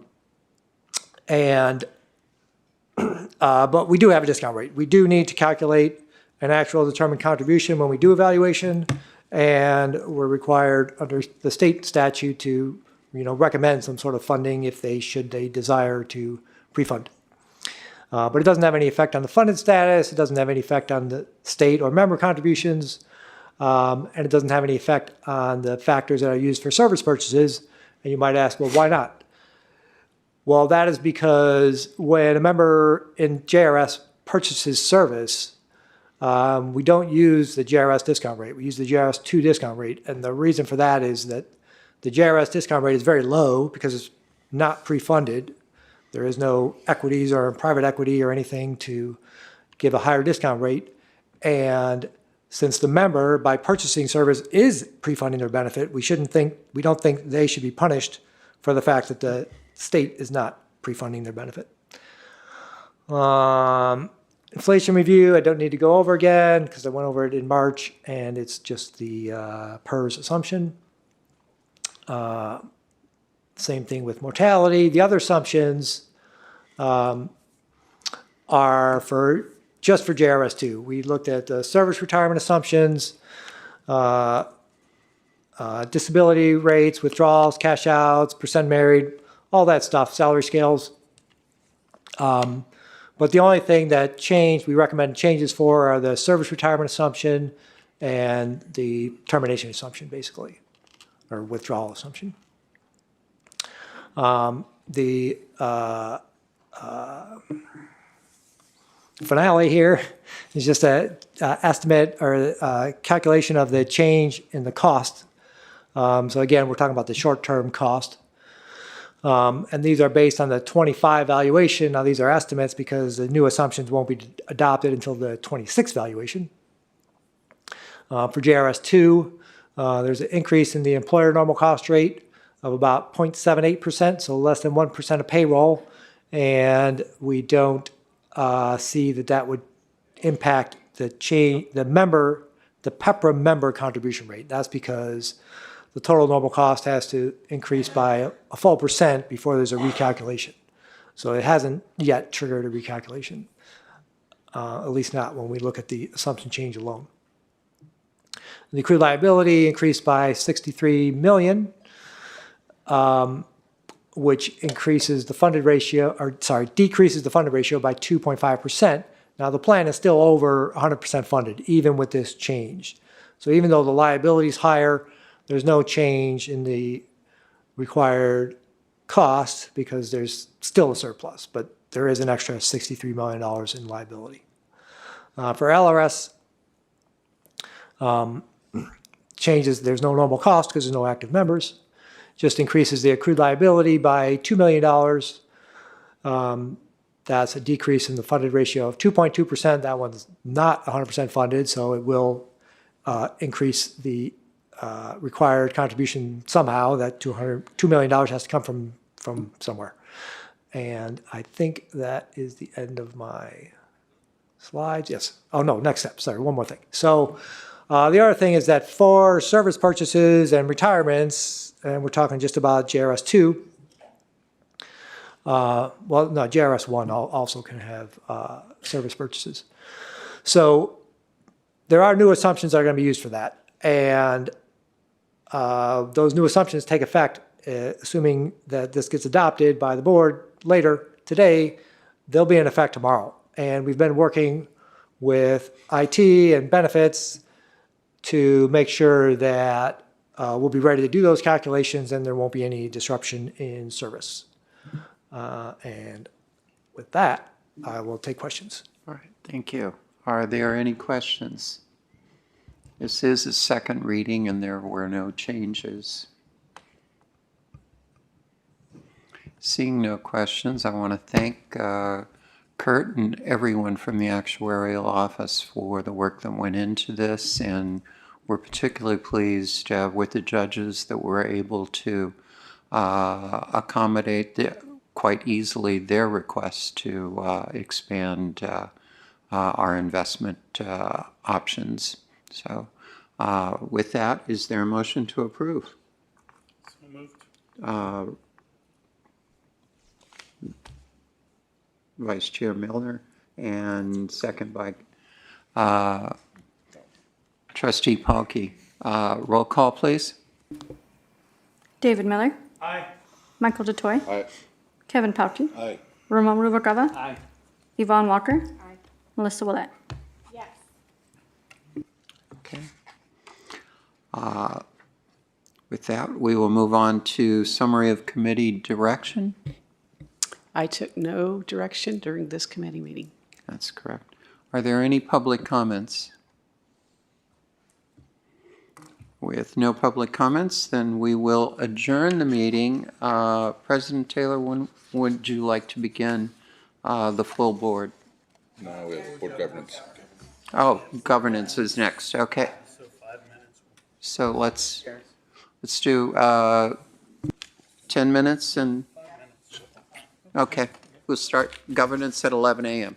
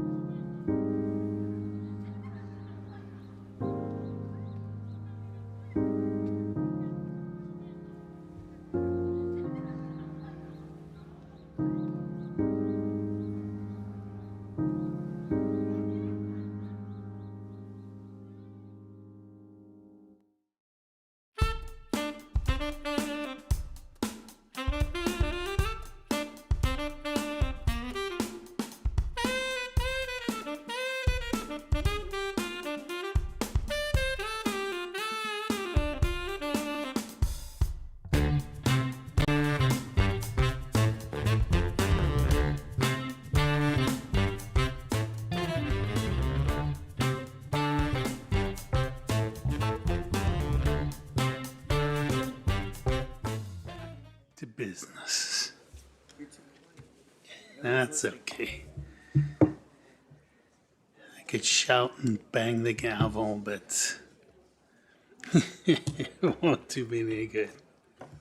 Oh, well, you only have to do it once. You don't have to bang it loud. It works.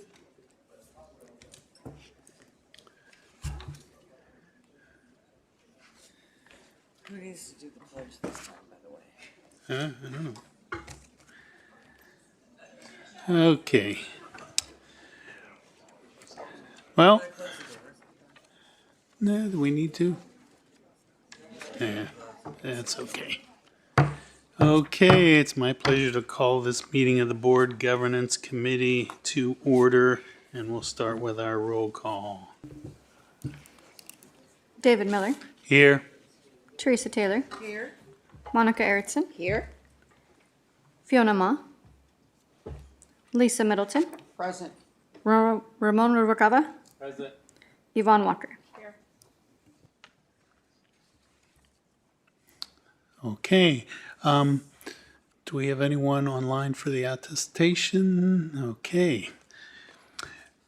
Because we're not all present in the same room and board members participating from remote locations that are not accessible to the public, Bagley Keene requires the remote board members to make certain disclosures about any other persons present with them during open session. Accordingly, the board members participating remotely must attest that they are alone, or if there are one or more persons present with them who are at least 18 years old, the nature of the board member's relationship to each person. This time I'll ask Dr. Willis to verbally attest accordingly. Yes, I am alone. Thank you. Thank you, Dr. Willis. Okay, and with that, we will move on into our agenda, starting with the executive report. You were on. Now you're off. All right. I'm new to this. I'm working out the kinks. Good morning, Mr. Chair, Madam Vice Chair, and committee members, Prashant Thirumalli, the General Counsel. We have a light agenda this morning. In addition to the approval of the agenda and meeting minutes, we have the biennial review of the CEO delegation, and then we have a brief update on the board's biennial self-assessment. Excellent. Seeing no questions, we'll just go right forward into action consent items. It's a pleasure of the committee. Approval moved, seconded. I'll second. Okay, seconded by Ms. Erickson. Okay, I'll call for the question. Teresa Taylor, Aye. Monica Erickson, Aye. Fiona Ma, Excuse. Lisa Middleton, Aye. Ramon Rubalcaba, Aye. Yvonne Walker. Okay, motion passes. And we'll now move on to our information agenda items. Back to you, Prashant. Thank you. So this is an information item to update the committee on the work being carried out to implement the board's self-assessment. The board's governance policy requires that the board assess itself every 2 years. We previously consulted with the board president, as in years past. It is our intent for the self-assessment to be performed by Carrie Dominguez from NACD. Ms. Dominguez has facilitated the board's self-assessment since 2018, and her familiarity with the board and CalPERS will ensure a productive self-assessment and provide the ability to easily compare results from prior self-assessments. Staff have confirmed Ms. Dominguez's interest and availability to assist the board, and the work is underway to engage NACD. Planning and development for the self-assessment will take place through July, with some combination of surveys and one-on-one interviews conducted by Ms. Dominguez with each board member following that and through August and September. Ms. Dominguez will then present her findings and observations in November and facilitate a conversation with the board. This concludes my remarks. I'm happy to answer any questions. I'm not seeing any questions, but I'm really looking forward to the self-assessment process and working with Ms. Dominguez. And I would just really encourage all my fellow board members to make the most of this opportunity. And it's been, I found it very valuable, and I think it's valuable to the board. So I encourage you to be very responsive to the opportunity to meet with her and participate in the process. Okay, I guess that brings us to, oh, yes, we do have a question. Actually don't have a question. I just want to thank you, Prashant, for getting this started. I do want to let the board members know that if they do have questions before we get Carrie here about how this works or anything, because there are a bunch of new people, feel free to ask right now for Prashant or myself to answer the questions. But it's pretty straightforward. So if there's any questions, please let us know.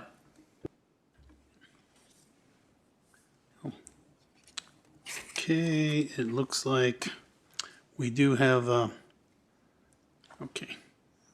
So yeah, so we've got a public comment. Oh, let's do summary of committee direction first. I think this time there actually is no direction as opposed to last time. Yep, So. good. Okay, so that brings us to public comment, and I have a request for public comment on agenda item 4A from Michael Flairman. Come on down.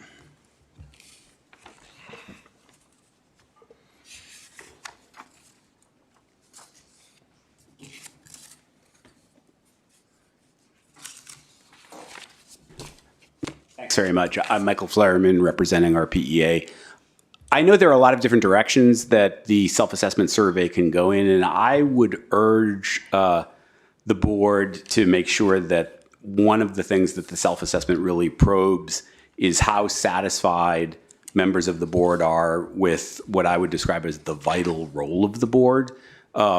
Questions about whether the board is meeting enough, whether the board is voting enough, whether the board, especially over investments, is receiving a real full stream of information sufficient to really exercise its legal responsibility over everything, or whether instead the information it's receiving is highly curated.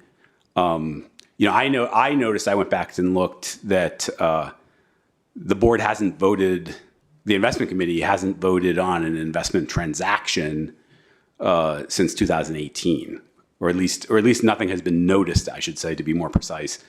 Nothing's been noticed as an action item as an investment transaction since 2018, and maybe that's something that you should be thinking about.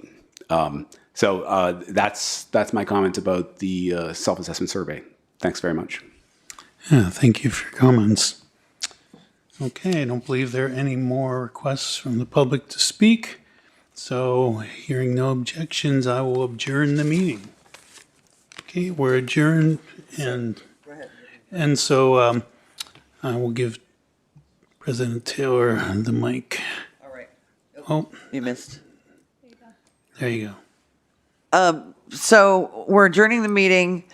We're having lunch. We're going to go after that at 12:15 to raise the pride flag, and then we will be back for full board about 12:30.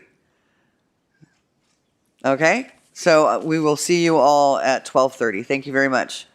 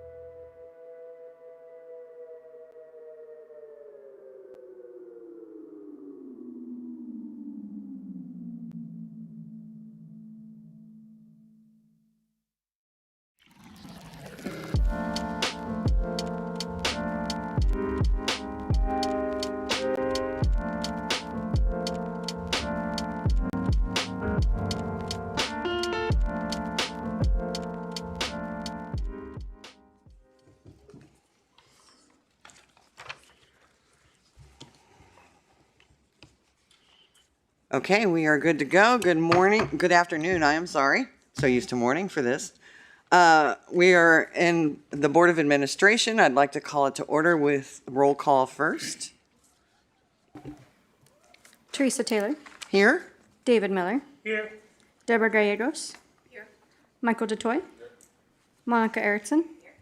Troy Johnson. Fiona Ma. Excused. Lisa Middleton. Present. Kevin Pauke. Good afternoon. Vermomu Rukava. Present. Yvonne Walker. Melissa Willett.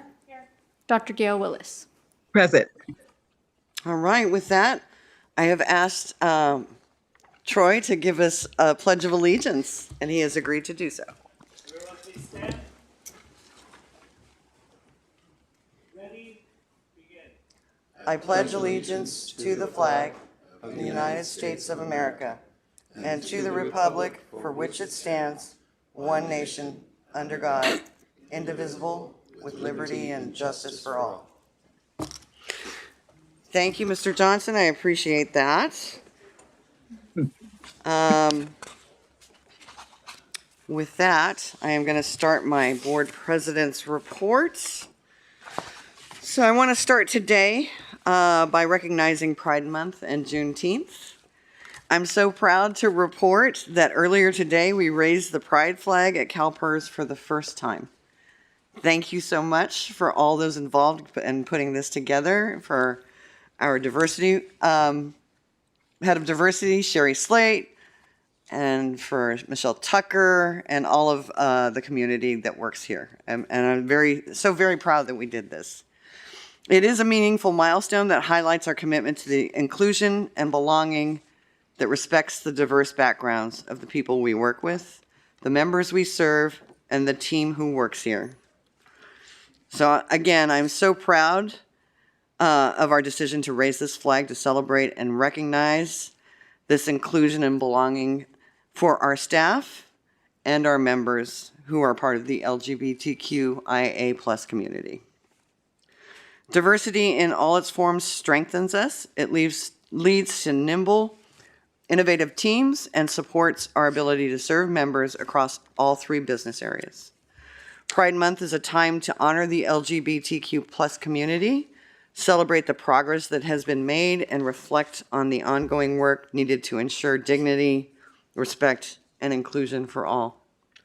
The rainbow flag serves as a powerful symbol of acceptance, authenticity, and the collective progress made by the LGBTQIA community over the years.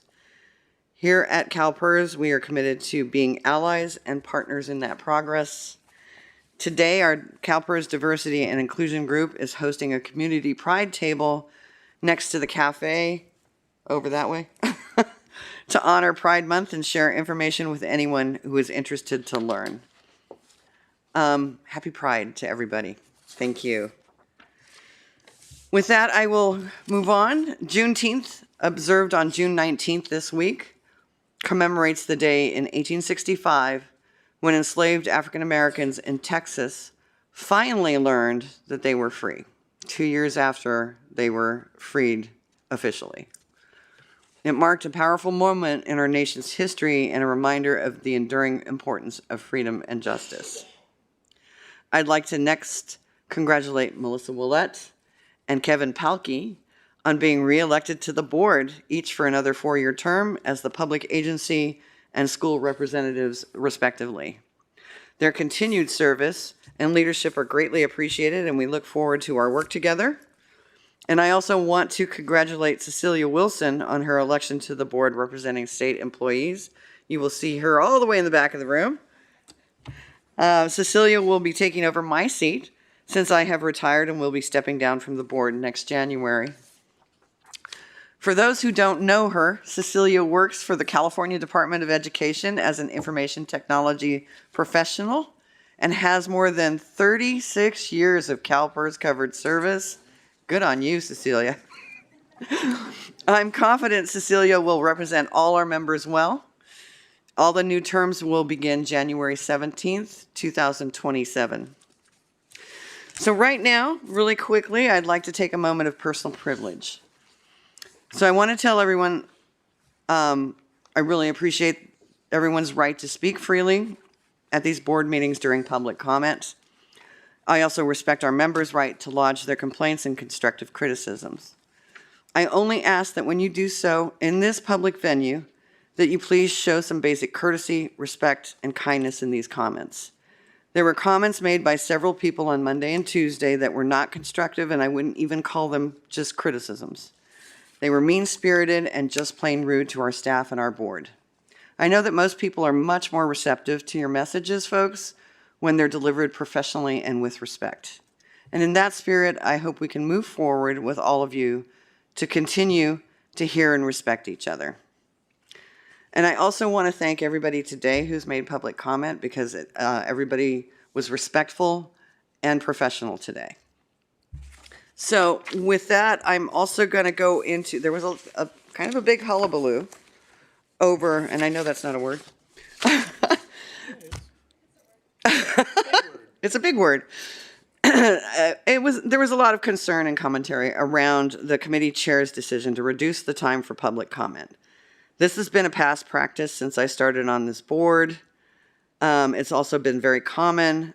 The chairs of the committees are, by regulation, allowed to reduce public comment time when there are a lot of commenters, and to make sure that we can give everyone the opportunity to comment, and we have done it on many occasions. In the same vein, we have been asked to make public comment longer for some folks because they had an extra thing they wanted to say, okay? And we have done that. It is up to the chair according to regulation, and I just want to make that clear. These decisions have been up to the chairs. The regulation is section 552.1. I'm just going to read it really quickly.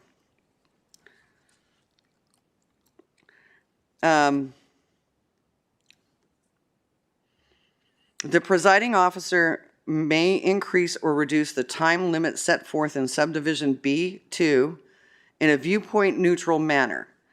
When exercising this discretion, the presiding officer shall consider the time allocated for the meeting, the length and substance of the agenda, whether the body is in danger of losing a quorum, or the schedule of the other body or body's business later than the same day, the number submitted requests to speak, and other similar factors. So I just want to make that very clear. When we have investment committee, and it's been more lately, almost every single meeting, we have lots of people who want to make comments. So it is truly up to the chair by regulation. So with that, I'm going to go on to, after my thank you for the point of personal privilege, I do want to remind everyone about the board's offsite in July. It will be held at the Monterey Beach Hotel in Monterey, California. It used to be the Tides, in case anybody's wondering. Please mark your calendars if you can join us. So I'm going to finish with Arnie Phillips, our Managing Investment Director over Global Fixed Income, who is retiring after more than 3 decades with CalPERS.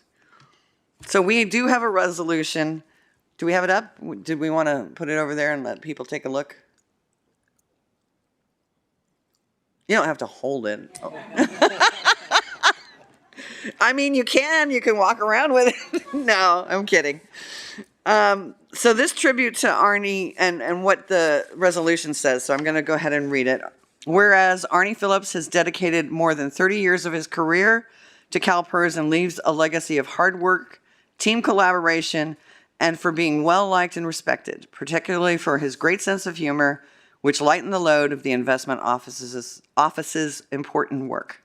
Whereas Mr. Phillips served in multiple roles in global finance income, starting with the short-term portfolio, followed by trading investment-grade corporates, and then mortgage-backed securities, and ultimately as the managing investment director.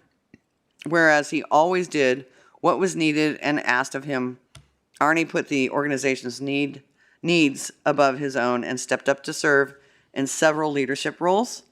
And whereas his leadership encompassed roles as managing investment director over global fixed income, interim deputy chief investment officer over public markets, Mr. Phillips embraced both with a sense of duty to CalPERS members, team members alike, and always projecting a positive attitude, especially during the remote work experience of the COVID pandemic.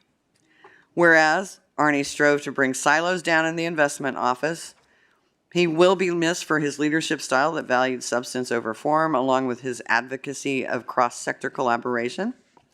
Whereas Mr. Phillips served as an important example of balance in the workplace for his colleagues to emulate, Arnie was also a dedicated, high-performing contributor to the CalPERS investment office.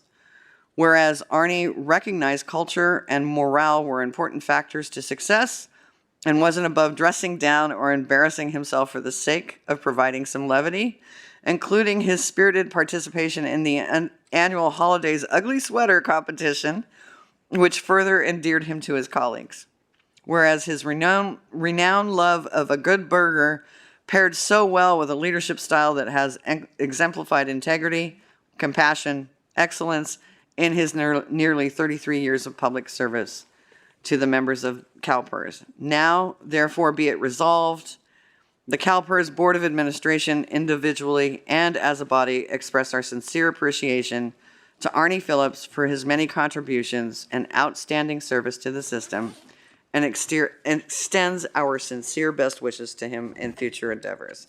I'm sorry Arnie couldn't be here, but thank you.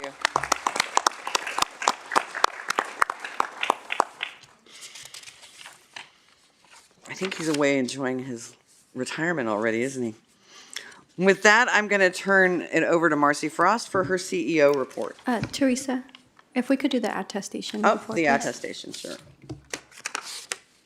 We're not voting yet, though. Good morning, or good afternoon, board members. We're not all present in the same room, and board members are participating from remote locations that are not accessible to the public.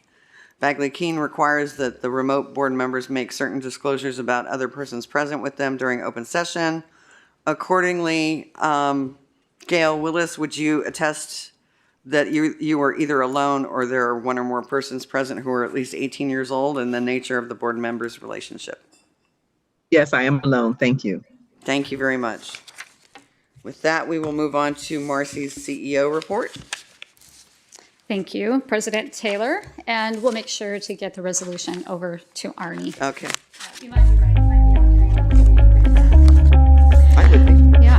Okay, so I'm Stephen looking back Gilmore. over the I'm week, the Chief I'd say Investment the Officer theme at of this CalPERS, week's and I board meetings oversee has the been investment about team. demonstrating how the The team most is really important adding thing that the value for our investment team members. does, of course, is And to whether invest that's negotiating the to hold portfolio. down health And we premiums do in that with the healthcare aim or of by generating investing strong in risk-adjusted markets where our returns team and the so that we can system pay really future has pension unique benefits. advantages. We're looking after the This pension does mean benefits that we are of taking on 2.4 active million risk members, outside of the and passive that public is really markets rewarding. to I reach am our Rosel rate of C., return of Investment Director 6.8. in Private Debt. I've So been in that with CalPERS spirit, for 25 photo years. coming up It is a soon. blessing to be here, to be honest, dealing with different people, very smart video, people, and people I'd with, like I to think, start good today by hearts and good acknowledging intention a is special what group of keeps me CalPERS team going. members Anton Orlich. who are here with I've us been today working in the at auditorium CalPERS and as who head of private embody the equity since idea of 2020. service to our members as well as to their coworkers.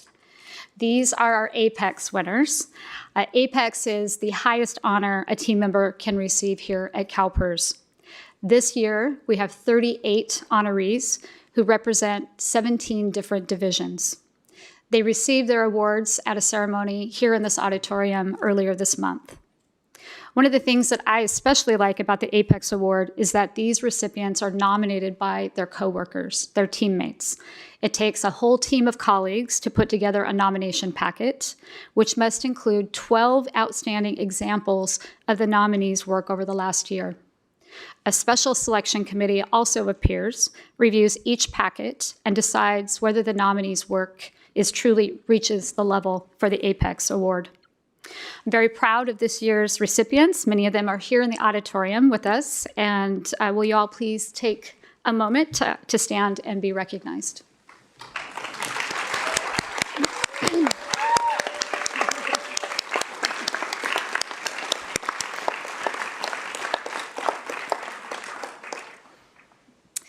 We also had breakfast with them, and HR did just a really nice job of doing more of this kind of speed dating roundtable where we positioned ourselves at a table and got to meet all of the nominees or all the recipients with sharing breakfast one morning. It was really quite fun. So this week, we also heard from members of our health division about the way that they are actively working to provide high quality, accessible, and affordable health care to over 1.5 million members and their families. Our team approaches this process methodically, and they are prepared with the data and the information that they need to negotiate rates. They compare each health plan's premium proposal against actual claims that show how members are actually using the services and how much they cost. They also look at larger cost trends in the healthcare market. We require actuarial certification and third-party verification of all rate projections submitted by the health plans. We do this to prevent unwarranted premium increases from being passed along to our members. And we believe that approach is working. For the third year, our projected increases are lower than the year before. Our preliminary estimate for 2027 is that rates for all plans will increase by 4.98% on average. Medicare premiums on average will remain essentially flat. Our expert team under Don Molds is not afraid to say no also when a health plan proposes a premium increase that we consider unacceptably high and unsupported by our data, as we are doing this year with United Healthcare.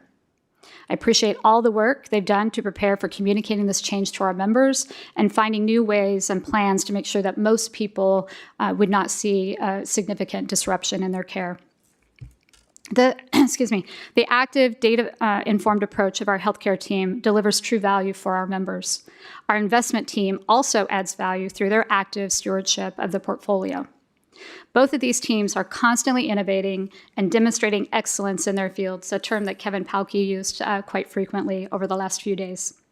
This week, we heard annual reports from the private markets teams showing their performance and their relative strategies. We heard how our sustainable investments team works across all of the asset classes and their diligence to manage a resilient, future-proof portfolio, whether it's building renewable energy infrastructure or making private equity investments in younger firms. And those younger firms are really the ones developing the technology that will help us to adapt to a changing climate. Over the past 6 months, we've been actively highlighting the work of all of our teams with posts on our Perspective blog and accompanying video stories. Today, we are posting a video introducing some of our key investment team members and the passion they bring to their work on behalf of our members. I hope you enjoy it.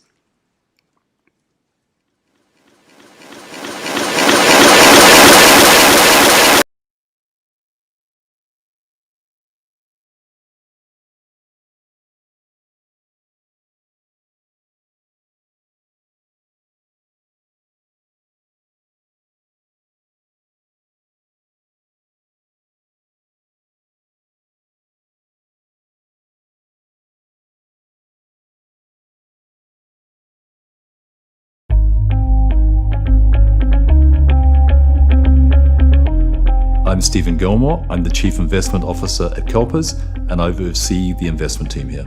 The most important thing that the investment team does, of course, is to invest the portfolio. And we do that with the aim of generating strong risk-adjusted returns so that we can pay future pension benefits. We're looking after the pension benefits of 2.4 million members, and that is really rewarding. I am Roselle C., Investment Director in Private Debt. I've been with CalPERS for 25 years. It is a blessing to be here, to be honest, dealing with different people, very smart people, and people with, I think, good hearts and good intention is what keeps me going. Anton Orlich. I've been working at CalPERS as head of private equity since 2022. Private equity is one of our asset classes that is focused on getting higher returns. It's basically ownership of companies. Companies are responsible for employment. It's what allows us to support our families. Some of those companies are public, some of those companies are in the private equity space. Some of the advantages that private equity firms do have on average, such as the fact that they tend to focus on longer term horizons, and they're less susceptible to the noise of the public markets. My name is Simiso Nzima. I've been at CalPERS for 21 years now. I'm head of Global Public Equity, which manages about $220 billion of public equity investments. We have a team which is really, really diverse in terms of their experiences, backgrounds, where they grew up from, the things that they've done in life. And having those people come together makes for sort of a stronger way of looking at investments. When you look at our outcomes, we can see that, for example, from a public equity perspective, over the last 5 years, we've outperformed the index by 25 basis points on an annual basis. And that may seem like a small amount when you're talking basis points. That's $2.4 billion cumulative over a 5-year period. That goes a long way in, securing the retirement benefits of CalPERS members and their beneficiaries.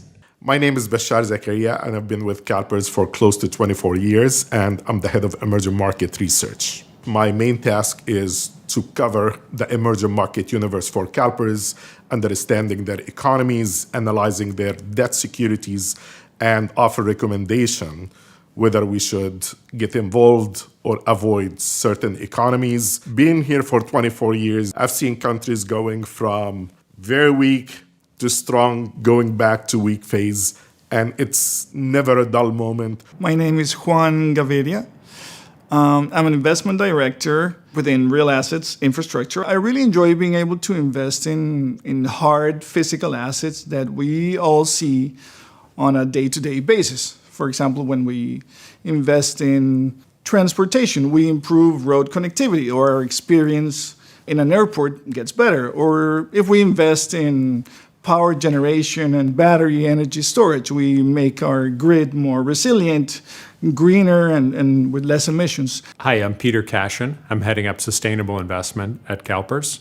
We target investing in climate solutions. As we know, climate change is happening. So we need to be aware of both the risks and the opportunities associated with climate change. A second area is emerging and diverse managers. So we want to target the managers that will generate the best returns. Our data and research has demonstrated that new managers that are just coming into the industry have shown that they can generate outperformance because they're targeting a specific niche that's often missed by others. So that is a real key focus area for us. My name is Tamara Sells. I've been working at CalPERS for close to 12 years now. Personally, I am a future pensioner and also a professional here in the office. So I feel that I have a personal and professional interest in the success of the fund. Over the time of your lifespan, you will reach significant milestones, and one of them being retirement. Being a part of securing something that is so important, so hard worked for and so hard earned, gets me up every day.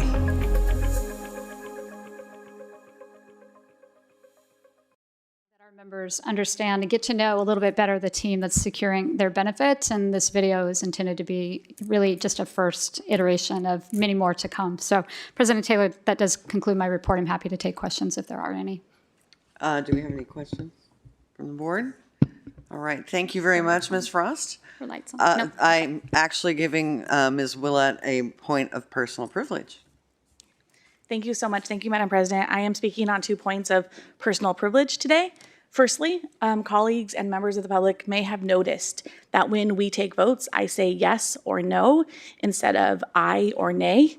And I want to say that I do that intentionally because I think it matters. I do it because I is a vowel-only sound. It has no consonant sounds to anchor it. So for people who are hard of hearing or who rely on hearing aids, lip reading, or live captioning, it's one of the least intelligible words in the English language. Yes, by contrast, has distinct consonants at both ends. It is clear, it is more visible on the lips, it is more accessible across languages and abilities.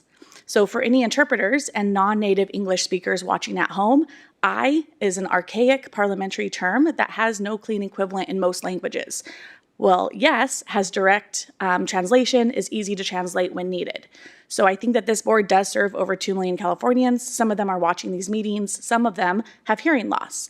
And some of them are listening through an interpreter. So the least we can do is make sure they can hear how we vote on their behalf. And it's a small thing, but I think it matters because accessibility matters. My second item is that I'd like to take a moment to recognize something that came to me directly from a CalPERS member. A member named Kelly reached out to share her experience after submitting a spouse and survivor question to CalPERS. In her words, she received an actual phone call from my local CalPERS office manager, Jonathan, who took the time to call me and answer a question. She went on to say she very much appreciates him taking the time to call me to make sure I understood the answer, and credited him with taking the extra step in providing good client service. So I want to echo Kelly's thoughts. That is exceptional service. I know Jonathan provides exceptional service, and it was great to hear from a member. For a member navigating a spouse and survivor decision, one of the most consequential choices a CalPERS member and their family will ever face, that kind of care matters enormously. And I want to personally thank Jonathan, the manager of our San Jose regional office, for that level of attention to a member's concerns. I also want to be clear that that service doesn't happen because of one person or in a vacuum. It happens because of a team. And I want to extend that same appreciation to every member of the Jonathan's team at the San Jose office who show up every day to support our members and put up with me quite regularly. And I also know that that team culture doesn't happen by accident either. So I want to extend my appreciation to David Rubio, who oversees all of our CalPERS regional offices, for setting the tone that makes this kind of service possible. Finally, hi David. I want to note that Jonathan and his office have been strong partners to SEIU Local 521. They'll be joining us actually at our member resource fair today in San Jose, bringing CalPERS expertise directly to our members. And I think this is what it looks like when CalPERS works the way it should for our members. I wanted to let this board and the executive team know. Thank you. Thank you, Ms. Willett.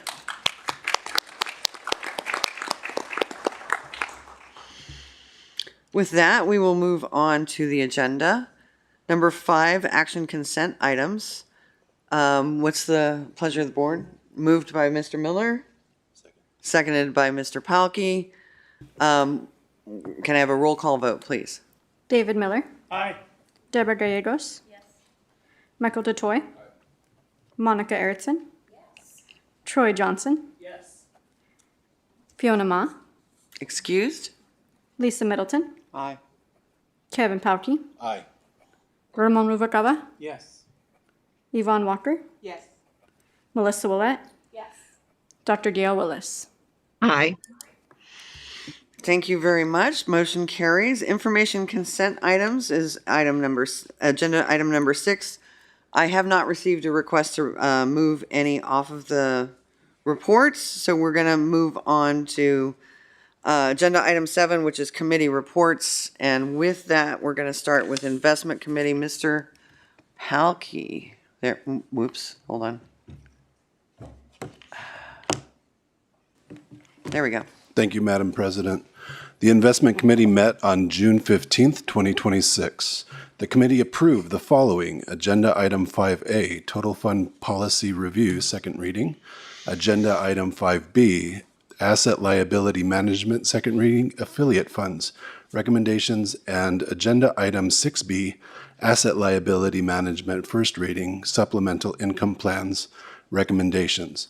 The committee received reports on the following topics. I have to vote on this. I have to vote on this. Thank you. Thank you. On motion by the committee, what's the pleasure of the committee? I'm sorry, on motion by committee, all those in favor, and I need a roll call vote. My bad, sorry. David Miller. Aye.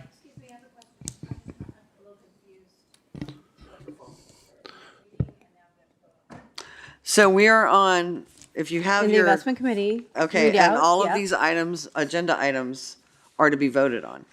Okay, so. So he read all of the agenda items, and we are now voting on. I got it. Understood. Understood. Okay. Now can we have the roll call vote? David Miller. Yes. Deborah Gallegos.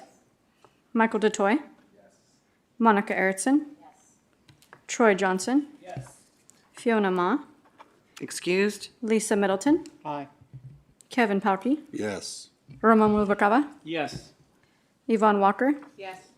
Melissa Willett. Yes. Dr. Gail Willis. Yes. With that, motion carries. Go ahead, Mr. Palkey. The committee received reports on the following topics: Quarterly Chief Investment Officer Report and the Private Equity, Private Debt, Real Estate, and Infrastructure Annual Program Reviews. The chair directed staff to provide historical data on active risk positions and policy ranges, report back on whether sitting risk is a component of the assessment framework for AI infrastructure and data center investments, create a work group to consider changes to the investment committee meeting schedule, and to move general public comment to the beginning of future investment committee meetings. The committee heard public comment on the following topics: private equity, specific CalPERS investments, total fund policy review, private debt, real estate, and infrastructure. At this time, I'd like to share some highlights of what to expect at the September Investment Committee meeting: asset liability management first reading, affiliates policy updates, CalPERS PERF trust level review, and global fixed income and private equity annual program reviews. The next meeting of the Investment Committee is scheduled for September 14th, 2026 in Sacramento, California. Thank you very much, Mr. Palkey. With that, I'm moving on to, hold on, public comment on 7A. For that is JJ Jelensik and Michael Flaherman. Can you come up here?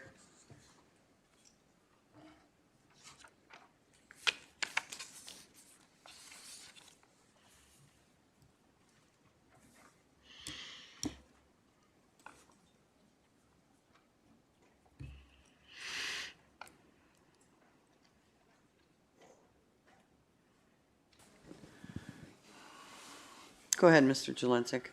JJ Jelensik, RPA. After Monday's private equity sales job, performance review, program review for private equity, I had to do some editing on the fly because too many people wanted to talk about it. But the Jonathan Weld article that I referred to really has some important things that I think you need to hear. So I'd like to bring up some of the things that got edited out. The markups might reflect bargain hunting, buying stakes at a discount to a fund's official net asset value. But they also defy the conventional notation that an asset is only worth what somebody else is willing to pay for it. The problem arises when certain evaluations look too good to be true, undermining the credibility of others.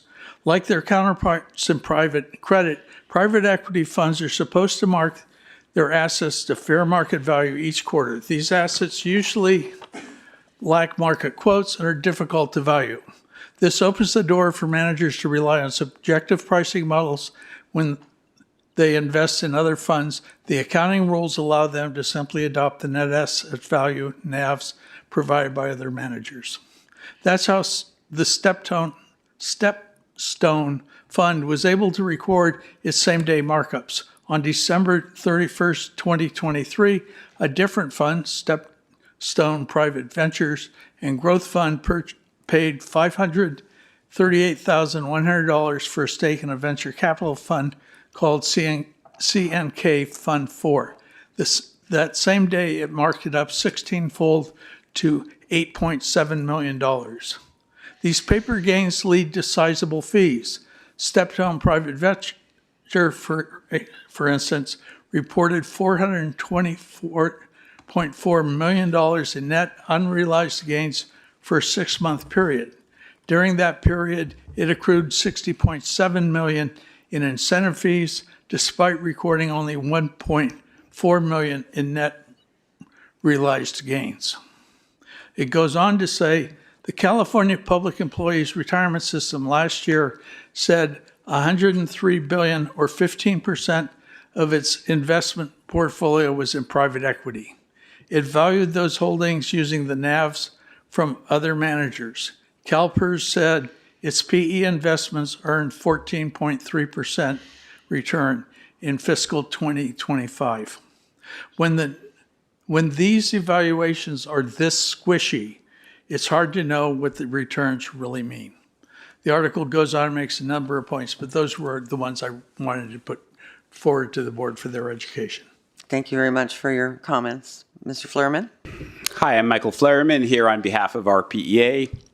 I want to return to the tax distribution issue I raised at the investment committee.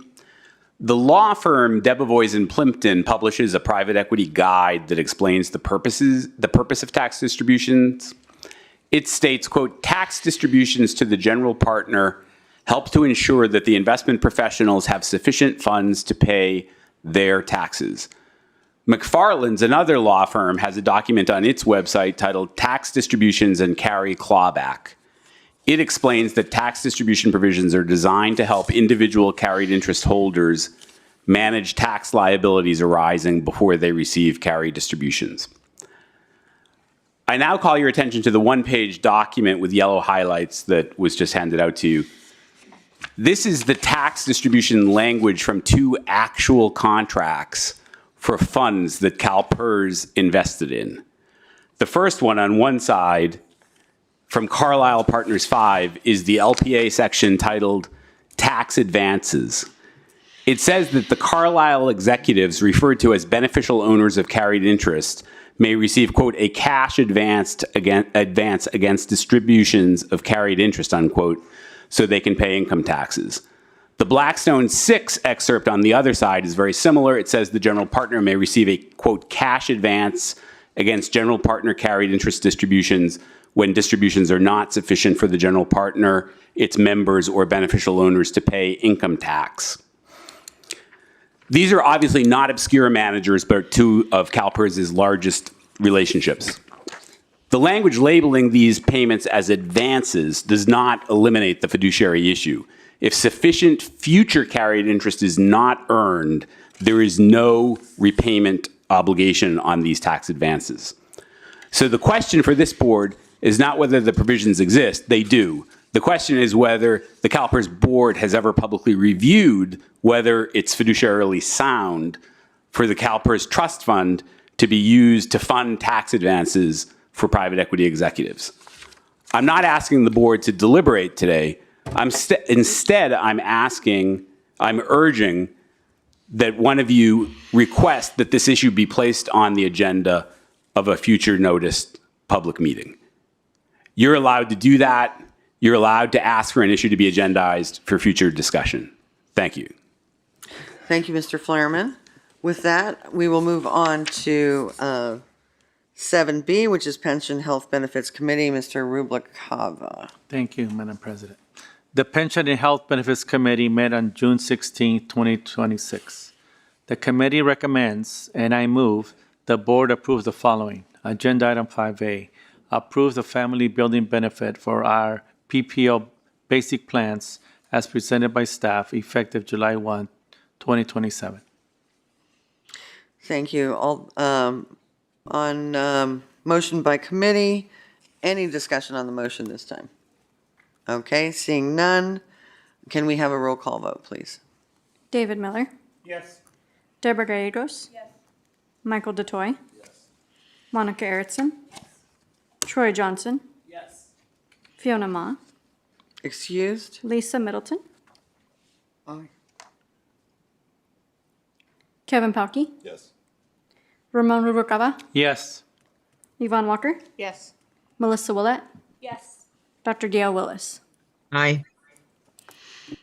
All right, with that, Mr. Rubalcava, can you move on? Yes, thank you everybody for the vote. The committee received reports on the following topics. The committee received the preliminary 2027 health maintenance, or the HMO and PPO plan premiums. The committee received public comment regarding concern with Amador County being grouped into Region 1 and the health plans available in that county. And also the other testimony on the risk of investing in private equity acquisitions for healthcare. The chair directed staff to schedule a future health plans spotlight with Sutter Health Plan and prepare communications for inclusion in stakeholder newsletters regarding the exit of United Healthcare's basic plans for the CalPERS health program and resources available to members to support them through the transition. At this time, I would like to share some highlights of what to expect next month and at the September Pension and Health Benefits Committee meeting. Final HMO and PPO health plan rates will be approved at the July Board of Administration offsite.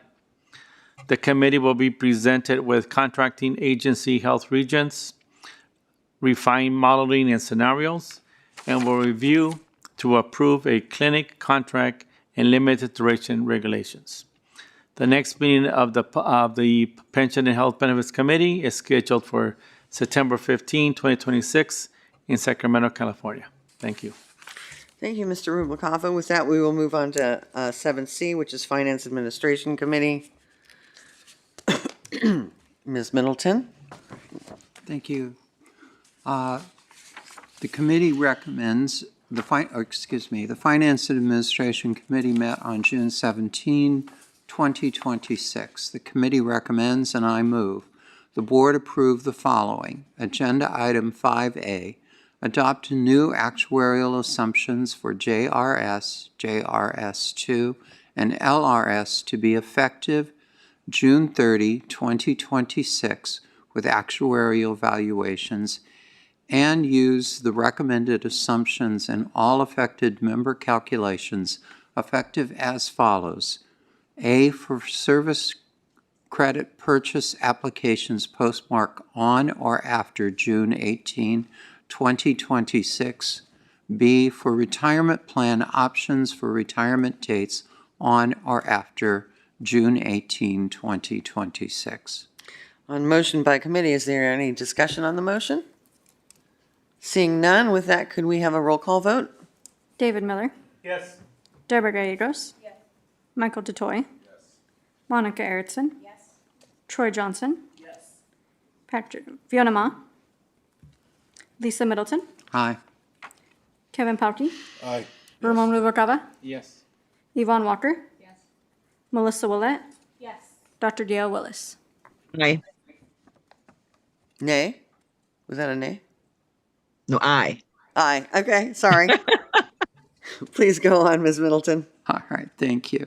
At this time, I would like to share some highlights of what to expect at the September Finance and Administration Committee meeting. Annual actuarial valuations, terminated agency pool, modernizing investment data and technology update. The next meeting of the Finance and Administration Committee is scheduled for September 15, 2026 in Sacramento, California. Thank you. Thank you. With that, I am moving on to item 7D. For that, that's Mr. Pauke. Please go ahead. Thank you, Madam President. The Performance Compensation and Talent Management Committee met on June 16th, 2026. The committee recommends, and I move, the board approve the following. Agenda Item 5A, Annual Review 26-27 Incentive Metrics. Approve the incentive metrics for fiscal year 26-27 as presented by the board's compensation consultant, Global Governance Advisors. And Agenda Item 5B, 26-27 Incentive Plan of the Chief Executive Officer. Approve the fiscal year 26-27 incentive plan for the Chief Executive Officer, CEO, as proposed by the board's compensation consultant, Global Governance Advisors. Thank you. On motion from the committee, any discussion on that motion? Seeing none, please do a roll call vote. David Miller. Yes. Deborah Gallegos. Michael DeToy. Yes. Monica Erickson. Yes. Troy Johnson. Yes. Fiona Ma. Excused. Lisa Middleton. Aye. Kevin Pauke. Aye. Ramon Rubalcava. Yes. Yvonne Walker. Yes. Melissa Willett. Yes. Dr. Gail Willis. Aye. All right. Please go ahead, Mr. Pauke.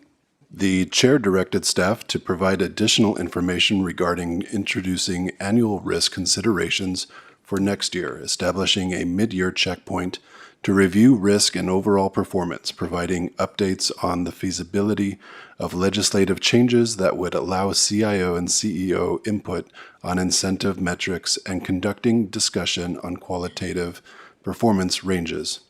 The committee heard public comment on the following topics: incentive metrics and reward structures, level of performance for incentive payouts. At this time, I'd like to share some highlights of what to expect at the September Performance Compensation and Talent Management Committee meeting. The committee will conduct an annual performance evaluation of the Chief Executive Officer and review the CEO's report of fiscal year 25-26 performance for executive and investment management positions in closed session. The next meeting of the Performance Compensation and Talent Management Committee is scheduled for September 15th, 2026 in Sacramento, California. Thank you, Mr. Pauke. With that, we will move on to the Risk and Audit Committee. And for that, that's Mr. Miller. Please go ahead. Yeah, the Risk and Audit Committee met on June 17th, 2026. The committee recommends and I move the board approve the following. Agenda Item 5A, the Enterprise Compliance Risk and Governance Annual Plan. Agenda Item 5B, Office of Audit Services Annual Plan. And Agenda Item 5C, Independent Auditors Annual Plan. On motion by the committee, is there any discussion on the motion? With that, can we move into a roll call vote? David Miller, Yes. Deborah Gallegos, Michael DeToy, Monica Erickson, Troy Johnson, Fiona Ma, Excused? Lisa Middleton, Aye. Kevin Pauke, Ramon Uvatava, Yes. Yvonne Walker, Melissa Willett, Dr. Dale Willis. Yes. With that, motion carries. Please move on, Mr. Miller. The committee received reports on the following topics. An update on the third-party evaluation and certification of the 2024 CalPERS annual evaluations for public agencies, and an update on the 2025 through 26 annual compliance report. The committee heard public comment on the following topics. Enterprise compliance activity, 2026 through 27 enterprise compliance, risk and governance annual plan, public agency plan, quarterly status report findings, and audit processes. This time, I'd like to share a highlight of what to expect at the September Risk and Audit Committee meeting, the Conflict of Interest Program update. The next meeting of the Risk and Audit Committee is scheduled for September 2026 in Sacramento, California. And that will conclude my report, Madam President. Thank you. You are now up for Board Governance Committee. Okay. The Board Governance Committee met on June 17th, 2026. The committee recommends and I move the board approve the following. Agenda Item 3C, approve the current CEO delegation resolution as presented in the agenda item. I'm sorry. On motion by the committee, any discussion on the motion? And seeing none, can we have a roll call vote? David Miller, Yes. Deborah Gallegos, Michael DeToy, Monica Erickson, Troy Johnson, Fiona Ma, Is excused. Lisa Middleton, Aye. Kevin Pauke, Ramon Uvatava, Yvonne Walker, Melissa Willett, Dr. Dale Willis. Aye. Thank you. Motion carries. With that, Mr. Miller, can you move on? The committee also discussed the board's self-assessment and the steps for satisfying this requirement for this cycle. The next meeting of the Board Governance Committee is tentatively scheduled for September 16th, 2026 in Sacramento, California. And that concludes that report, Madam President. All right. So with that, we're going to move on to the proposed decisions of administrative law judges, and that's you again. Okay. I move to adopt the proposed decisions at agenda items 8A1 through 8A6 with the minor modifications argued by staff to agenda items 8A1, 2, 5, and 6. I need a second on that, right? Okay. Second. I need a second. Mr. Pauke is giving us a second. With that, I will have a roll call vote. David Miller, Yes. Deborah Gallegos, Michael DeToy, Monica Erickson, Troy Johnson, Fiona Ma, Lisa Middleton, Aye. Kevin Pauke, Ramon Uvatava, Yvonne Walker, Melissa Willett, Dr. Dale Willis. Aye. Thank you. Motion carries on that. I have action agenda items B, Senate Bill 1038. Danny, if you want to give us an update on that. And then 1089, just, I think that's got pulled, so if you want to just go over that. Good afternoon, Madam President and board members. Danny Brown, CalPERS team member. This first item is an action item. SB 1038, authored by Senator Laird and sponsored by the California School Employees Association, adds some new requirements regarding CalPERS employer audits and codifies some existing practices. First, SB 1038 requires CalPERS to list on its website the name of the employer that is subject to an audit and the purpose and scope of the intended audit prior to initiating an audit. Second, it codifies existing practices by requiring CalPERS to provide written notice to the affected employer of the purpose and scope of the audit and provide the employer with a copy of the final audit report. Finally, it requires the audited employer to forward the CalPERS audit notification and final audit report to the exclusive representative, if any, provide CalPERS and the exclusive representatives a list of the names and members affected by the final audit, and communicate to CalPERS that they have provided the CalPERS audit notification and final audit report to the exclusive representative. CalPERS team members are recommending the board adopt a support position on SB 1038 because we believe the bill will assist CalPERS to resolve open audit observations and improve collaboration between the employer and employee representatives throughout the audit resolution process. And with that, I'll stop and answer any questions. Do we have any questions on this before we take a vote? You do? All right, Ms. Gallegos, go ahead. So is this audit taking place by CalPERS or by the SCO? So I know SCO This is does the some. CalPERS audit. Great. Yes. Thank you. Am I correct in thinking these are the audits of the employers that may impact an employee, correct? And they have to pay money back or whatever, something like that. Okay. Any other questions? With that, what's the pleasure of the committee? It's an action item. I need to have a. Yeah. I move the staff recommendation. Are you moving the staff recommendation? Second by Mr. Miller. I don't know who else said that. Sorry. Mr. Johnson, did you? Never mind. It was Troy. Second by Troy Johnson. All those in favor, please take a roll call vote. David Miller, Yes. Deborah Gallegos, Michael DeToy, Monica Erickson, Troy Johnson, Yes.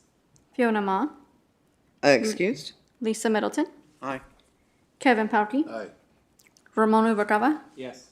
Yvonne Walker, Melissa Willett, Dr. Gail Willis. Aye. Okay, and Danny, did you just want to quick, I think this got pulled, did it not? Correct. I mean, we're pulling the item. The bill was amended in Assembly Health yesterday to remove the provision that impacts CalPERS, so the bill no longer applies to us, so no reason to take a position. No reason to take a vote. Okay, so I just wanted to make sure of that. Everybody, we can cross that off. However, I do have a caller on this. So if we could go ahead and hear the caller's concerns. Yes, President Taylor, we have Amy Roberts here to speak to 8C. Amy Roberts, you are now live and can proceed with your comments. Thank you very much. I'm a little bit nervous. I hope you'll bear with me.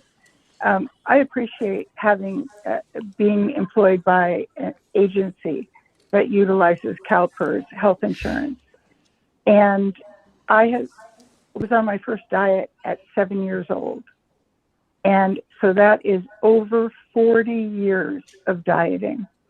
I've had weight loss surgery in the form of a lap band covered by Blue Shield of California before CalPERS was with Blue Shield of California. I used to be an auditor at a financial institution. This memo is very well written. And if I were a board member, I would vote to oppose the bill. I did not know it got pulled. However, I've also been on 2 of the 3 medications that are currently available through CalPERS, the phentermine and the Contrave. And guess what? Contrave has the exact same side effects as the reasons you state that Zepbound is being discontinued due to gastrointestinal effects. In 6.5 months of being a self-pay on Zepbound, I have lost just over 20% of my body weight. Diet and exercise does not take care of this chronic disease. While I have been disappointed in the World Health Organization for a variety of reasons over these more recent years, it has been recognized as a chronic disease. And we need to stop viewing it as, take the fork out of your mouth, Amy. Diet and exercise will take care of it. For some of us, that does not work.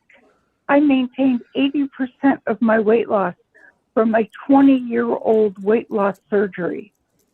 My body stopped losing weight. I am a professional dieter. And I think CalPERS should look long and hard at covering these most up-to-date medications. We have more than 20 years of data on Mounjaro, the exact same medication as Zepbound. We do not have 1 year of data on Zepbound. We can make it look like we do, but we have much more. The Roux-en-Y bypass surgery brings the gut closer to the stomach. Many patients have their diabetes under control with bypass surgery prior to leaving the hospital. We are finally making great strides in the treatment of this chronic disease that late night hosts, who I adore, still make fun of us. And it's taken a lot of courage for me, even speak anonymously as a member of and someone who appreciates my health insurance benefits greatly. And I pay part of my health insurance benefits myself.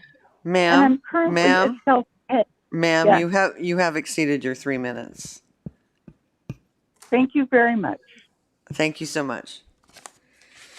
With that, we will move on to item 9A, state and federal legislative update. Mr. Brown?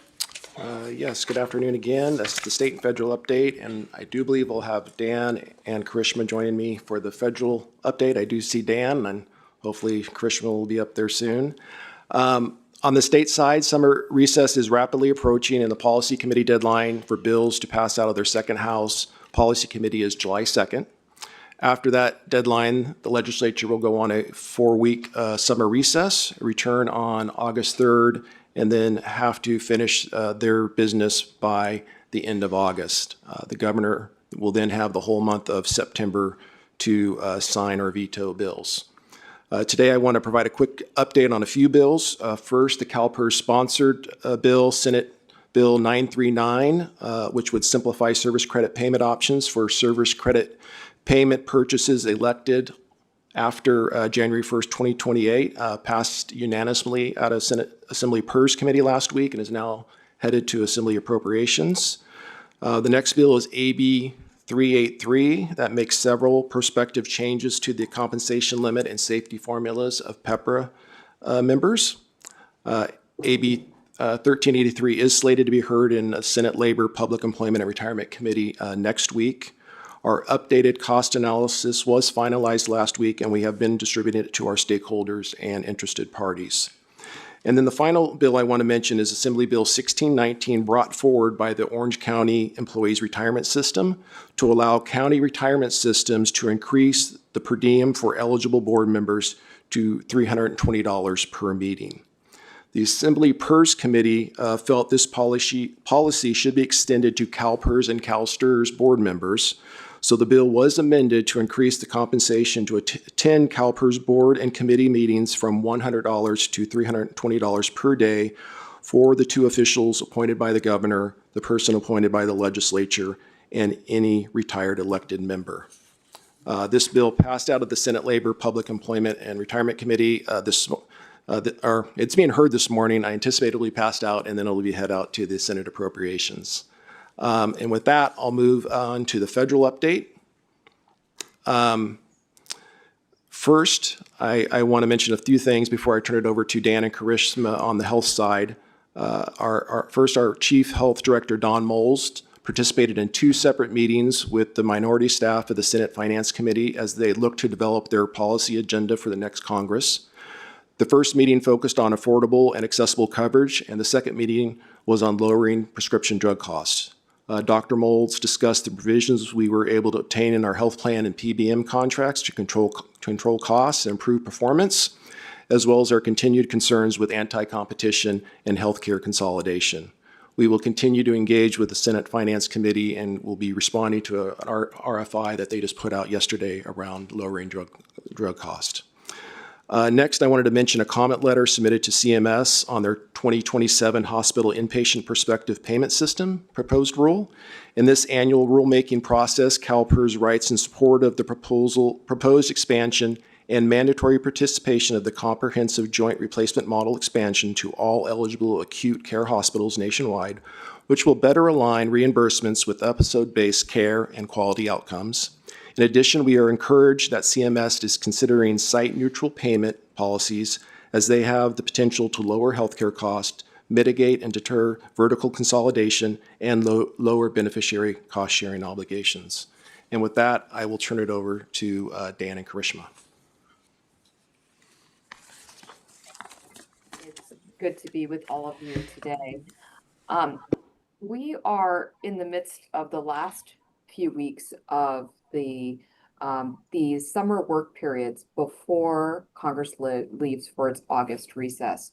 So the Congress is in for a couple weeks in June, and then following the 4th of July, we'll be in for a few weeks in July. And during this time, this is really the bulk of the opportunity to do the work of the congressional agenda before Congress leaves for the August recess. And we'll really start focusing in on the campaign season. The Congress is expected back in September for a few weeks, at which point there will be some work on federal funding issues, but we expect that to be pretty expedited, allowing folks to go back home and again, really work to campaign before November. So in the few weeks that we have, there are a few issues that are really taking up airtime, if you will, in terms of Congress. First, there are the ongoing issues related to federal funding that continue to take up interest, committee time, and leadership time, as well as things that are must-do, like FISA reauthorization, and also NDAA, which is an annual National Defense Authorization Act bill that gets done on a bipartisan, bicameral basis. So these are the must-do items: federal funding, NDAA, FISA, which is expired, that Congress must address at some point. So debate continues on those in various forms, with the hope that there will be some type of agreement before the August recess, but those negotiations continue forward. Additionally, on the issues on the financial services side, there are a few that are also ongoing from a congressional perspective that are taking up the bulk of the energy. One is the issue of housing. There have been measures that are there has been interest and work being done on a bipartisan, bicameral basis on housing. But interestingly, the House and the Senate are in different positions. So the Senate is expected to take a procedural vote on housing legislation, and hopeful that at that point it will pass. And then there is revised text that will be expected to be passed by the House. But again, unclear how this all plays out, but these are the issues that are on the agenda that may see some progress or potentially could stall out. The other issue that has been a focus of Congress has been on digital assets, and those debates continue as well. So these are all what I would characterize as on the agenda, but not necessarily must do. So we may see some progress or we may see them stall out. This is all in that backdrop of planning for what comes next. There are various political configurations that are possible after the November election, and Democrats in particular on the House side and also on the Senate side are using this time for planning to the extent that they do take over the gavels in one or both of those chambers, are thinking about what is the affirmative policy agenda, but also what are the areas of potential oversight. And we see that work, that planning work that's really taking place behind the scenes as we work through the summer, and staff will continue some of that work into the fall while members are away. I will pause there. I want to give sort of those high-level comments from a general perspective, from an atmospheric perspective, and turn it over now to Dan, who's going to take us through what's happening over at the SEC and may have some comments on the general points as well. Well, thank you, Karishma. We monitor all of the federal financial regulatory agencies on behalf of CalPERS, but I think it's safe to say that the vast majority of the issues we're currently confronting are before the SEC, which, is headed by Paul Adkins, who's an old friend. He's an institutionalist. He's not a MAGA Republican, so to speak. But he is very focused on trying to restore the number of initial public offerings. When I got out of law school in 1990, we had over 8,000 publicly traded companies in the country, and now we're below 4,000 and continuing to trend in that direction unless something is done. So he has set forth an ambitious agenda for rekindling IPOs that includes streamlining and rationalizing corporate disclosures. And he's put out a number of proposals in recent months, some of which we've already commented on, some of which we plan to comment on. But these include Regulation SK, which are the non-financial disclosures made by corporate management, the proposal to rescind the climate risk disclosure rule, proposal to move from quarterly reporting to at least allowing some companies to engage in semi-annual reporting, and reform to the 14A8 proxy voting process remains pending. Again, we have engaged in discussion, if not comment, on all of those issues, and will continue to do so. Interestingly, while the SEC rescinded the climate risk disclosure rule, saying it exceeded the SEC's authority, in their comments in the proposal, they implicitly acknowledge that investors remain focused on additional sustainability disclosures, and he leaves open a pathway for market-based adoption of sustainability standards, which of course is exactly what we've seen in the U.S. Most of the large U.S. issuers adopted the recommendations of the Financial Stability Board Task Force on Climate-Related Risk Disclosures, or TCFD. Now a lot of those issuers are migrating their disclosures to ISSB. And while on the surface, rescinding the climate risk disclosure rule would seem to disadvantage ISSB filings, in fact, it's putting a premium on the importance of those disclosures, particularly for U.S. issuers that are trying to satisfy disclosure obligations in foreign jurisdictions, most notably the EU. So just to circle back to where Karishma left off, I've been consistently saying for the last year that the House election is the Democrats to lose. They very well are likely to be the majority, which would make California Congresswoman Maxine Waters chair of the House Financial Services Committee again. I think the Senate is more difficult to call, but it depends on the size of the wave. If there's a huge anti-Trump backlash that captures the Senate, it captures the House, that could very well carry some states like North Carolina, Maine, Texas, Ohio. In Ohio, former Senator Sherrod Brown, chairman of the Senate Banking Committee, is actually up in the polls. So it's well within the realm of possibilities that Democrats capture both the House and the Senate, in which case Karishma rightly notes that oversight is going to be a priority.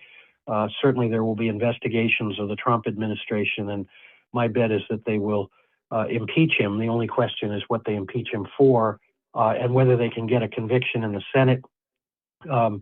It seems unlikely, even if they can get Republicans to support impeachment, because that would have the effect of making J.D. Vance the incumbent with respect to 2028, and I don't think that's an outcome that Democrats desire. So there will be a lot of oversight activity, probably impeachment, but for the most part, Trump is likely to be there for the next 2.5 years, but in an increasingly lame duck capacity. We're starting to see that with Republicans starting to peel off their support. If Democrats capture the House, then I think there will no longer be the strong pressure to support the administration among Republicans. But let me pause there, and we're happy to take any questions. Okay. So I do have public comment. Does the board have any questions? I'm not seeing any questions from the board. I want to thank you both for your presentations. None of it sounds good, or great, I should say. But thank you very much. With that, we're going to move on to 9C, which is, let me make sure I'm on 9C, public comment. I have JJ Jelinczyk and Martha Penry. If you want to come down.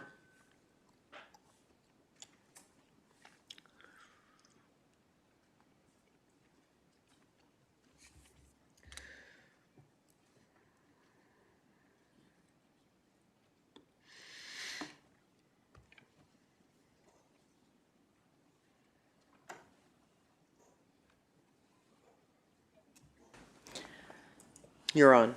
Oh, thank you. Thank you, President Taylor, and to the board. I just had a quick comment I wanted to share with you. I guess yesterday there was some conversation and a presentation about the member service center, the call center.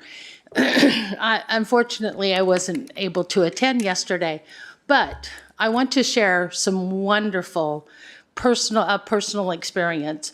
While people, not everybody may agree, I am just so completely thrilled and don't have enough kind words to say about the call center. You know, life changes happen, right? And so after seeing my tax man, he said, you know, you got to do this, you got to do this, start here, bump this up, bump that up. I started working with the pension I received from my husband. That was like an act of Congress. I thought for sure they were going to ask for my blood next. But I got that done. I called CalPERS. They answered right away. It was mid-morning. I said, this is what I need to do. And the gentleman, and I apologize, I didn't bring his name today. I wrote it down so I would have it. He said, let me help you. And so he said, you can do it yourself online. I can walk you through it. I can help you. What do you want to do? I said, let me try it online because I'm still learning. So he said, okay, got a pencil? Yep. He said, okay, do this. There's a drop down, click on that, do this. He said, if you have any trouble whatsoever, then call back and we'll walk you through it. We'll help you. In a matter of minutes, I was done. Completely got everything done. Everything was just perfect. By the time I got off of my CalPERS,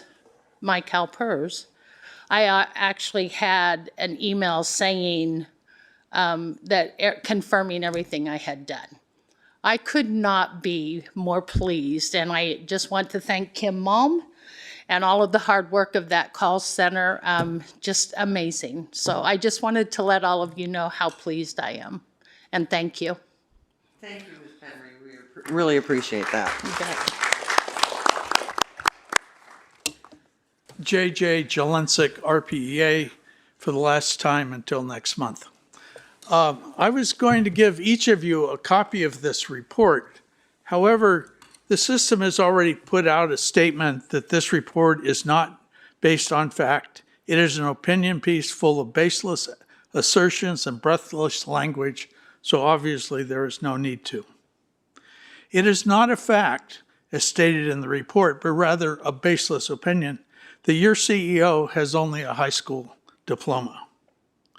It is not a fact, as stated in the report, but rather a baseless assertion that Marcy Frost said even before the first PRA request, CalPERS is not sharing the limited partnership agreements. CalPERS is not sharing any side letter. The CNBC clip showing that she said that must be a deep fake. It is not a fact, as the report states, but rather a baseless assertion that this very transparent system withholds lots of relevant information. This PRA request verifies that. It is not a fact, as the report states, but a baseless assertion The CalPERS routinely denies public record requests on the basis that, quote, the public interest in disclosure is clearly outweighed by the public interest in non-disclosure. I've gotten that response dozens of times. Silly me, I didn't realize it was a typo, although CalPERS didn't, in fact, provide the information.